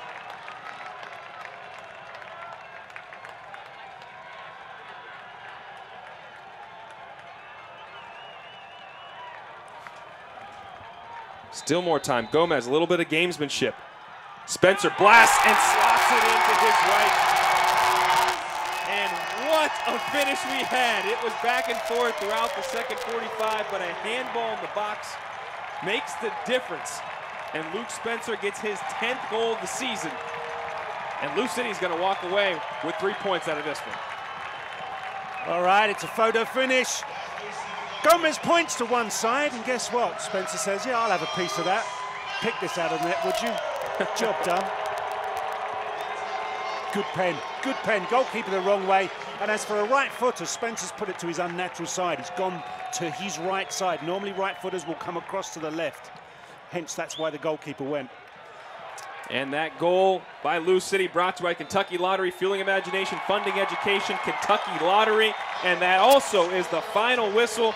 A Luke Spencer pen in stoppage time gives Lou City, the top 10 team in the Eastern Conference, 3 more points.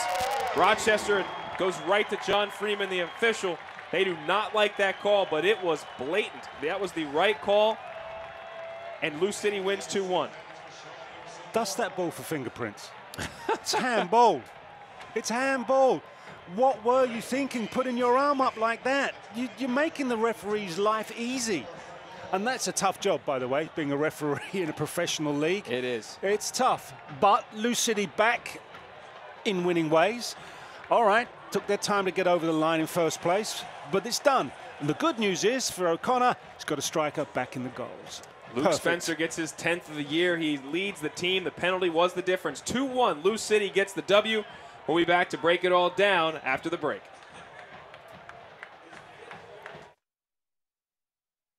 Box combo, please. At Raising Cane's, we do one thing, and we do it better than anyone else.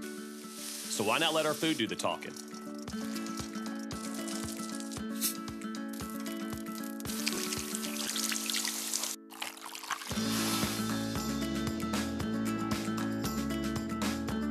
Love in the window. Raising Cane's, only the best chicken finger meals. One love. Pizza, beer, sports. A great combination. Join other sports fans at Boomba's Pizza and Tap House in Louisville, where you'll find what Food Network says is the best pizza in Kentucky. Incredible game day and social hour specials starting at just $2. With an award-winning menu and one of City's best local craft beer list. Just one bite, and we know you'll love it so much, you'll come back time and time again at Boomba's Pizza and Tap House, your social sports destination. When my hair is too long, I don't feel right. But when I get a cut, I'm me again, only better. My tattoo gets feistier. My crazy eye snaps to attention. I become my own Wi-Fi hotspot. I just downloaded the entire internet. And trust falls? They don't even scare me anymore. That pomade really broke my fall. Get in, get out, back to greatness. Download the online check-in app. Great clips. It's gonna be great. And all smiles from the guys in purple here at Louisville Slugger Field as they walk off with what was a wild 2-1 win. Gary O'Reilly alongside Dallin Cuff. And this game really ended with controversy. We will show you that controversy if you're the team in green, the Rhinos, but I think it was the right call, the right penalty given. But let's get you the whole match highlights, and we start in the first half. It was a bit of a cagey affair back and forth, but then Louisville started to create some chances. Yeah, they showed little periods where they just ripped Rochester to pieces. Little sharp football like this really made life difficult for the visitors. And then, if you're getting the ball to this guy in this position, he does that sort of thing. He's got a great right foot on him, and he's going to show you the ball outside, cut inside, and then size up that top corner. Menez just inches away from putting what would have been a beauty in there, and then continue pressure being put on here through the first half, and that was just almost an own goal. Yeah, because you're forcing teams to pedal backwards, you're forcing them to defend facing their own goal, and mistakes like that will and can happen. Nice little combo play here between Lou City, leading to George Davis getting an opportunity. And doesn't he take it well? That is drilled into the far side of netting. And great build-up, a couple of first-time passes, a little bit fortuitous when it pops to him, but he makes so much of it. Goalkeeper, no chance. The Ohio native gave a little icky shuffle. Apparently he's a Bengals fan as he gets his goal. And now, but back came Rochester, and they were playing a lot of Route 1, and Johan Graf, you just got to tip your hat. He just worked so hard. He deserved to score here. Yeah, he works hard. He's physical, and as Reynolds knows now, just sizes up Rajinsit's goal, and, well, he's a handful, but he's composed when he gets the chance in the box. And you can see, just takes a quick glance, knows exactly where he wants to put it. And that was 1-1. That's how he went into the break after Johan Graf's goal in the 45th minute. The second half, there weren't a ton of opportunities created, and it took till the 94th minute for this, a handball, right call by your judgment? Can you imagine if he doesn't make it, the referee? It's a blatant handball. So, yeah, he's got no option, and Spencer's so cool. After a lot of gamesmanship by Tomas Gomez and Rhinos in general, delaying that penalty, Spencer stayed there, locked in, put it home, gets his 10th goal of the year. And Louisville City, the top team in the East, furthers their advantage with 3 points today. Rochester in the middle of a 3-game road trip. That one's going to sting that they did not walk out of here with 1 point. Yeah, I mean, what it proves to the Louisville City players is they can go deep into a game and still find a way to win. And always winning at home is a big, big plus because your fans love you even more. All right, let's see where they fall in the standings. Now, the top 4 in the Eastern Conference were all playing today. Charleston laid it on Charlotte, 3-0 with the win by the Battery. They moved up now 1 point behind Charlotte. Now a 6-point cushion for Louisville City at the top of the table. And Rochester had a chance to move to 44. They wouldn't have changed their place, but they would have been 3 full points above the Rowdies, and they are not right now. Your thoughts, Gary? There's still a lot more to go. I mean, Rochester, a tight unit. They're difficult to break down. Look how long it took Louisville City to get the winner. They've got a good couple of players who can cause problems. Didn't quite get that chance tonight because they're playing against a good Louisville City side. But they're going to create problems for every team they play between now and the end of the regular season. And Rochester has a game in hand on the 2 teams above them. Rowdies, though, has 2 games in hand on a couple teams above them and 1 game in hand on any other 2 teams above them. Let's take a look now. Tonight's Save of the Game is brought to you by MagnaWave, the leader in pulse electromagnetic field therapy. Not a lot for Greg Ranjitsingh to do in this game, so it's actually a defender. Great play there by Sean Reynolds. Now, you could argue, was that a foul or not? John Freeman had a good angle of it. He said no. He pointed to the ball. That save could have been an opportunity for Canardo Forbes. You defend as a team. From the front, the midfield, the back, and it's not all about the goalkeeper who saves a team. So, yeah, teamwork. That's what it's about. And let's take a look at Rochester's upcoming schedule here. They go on the road to Richmond on September 23rd. They'll be taking on the Kickers. That'll be the 3rd game of a 3-game road swing through the course of this week. That is 7 o'clock on September 23rd. And for Louisville, they go to Ottawa. They're going to have traveling north here for the next 3 games, all on the road. Ottawa, TFC, and then back in Rochester. But their next game at the Fury, 2 o'clock Eastern, September 24th. Top team in the Eastern Conference going against a team that's outside the playoff picture as we speak. Gary O'Reilly, your final thoughts on this match? Good game. 2 interesting teams, 2 different styles of play, and they gave each other a right good test. So I expect both of them to have quite a say in the playoffs as they come up. Not that long away. Not that long away. Not long at all. They are 1st and 4th in the Eastern Conference, which means we could easily be seeing this matchup again in the 2nd round of the playoffs if things hold to form. George Davis IV got them going with their first goal. Luke Spencer finished it in stoppage time. A little icky shuffle. Louisville City is going to like it because they win 2-1. 3 points to the good for Gary O'Reilly. I'm Dallin Cuff. We'll see you next time. This copyrighted telecast of the United Soccer League may not be retransmitted, rebroadcast, or reproduced without the express written consent from the United Soccer League.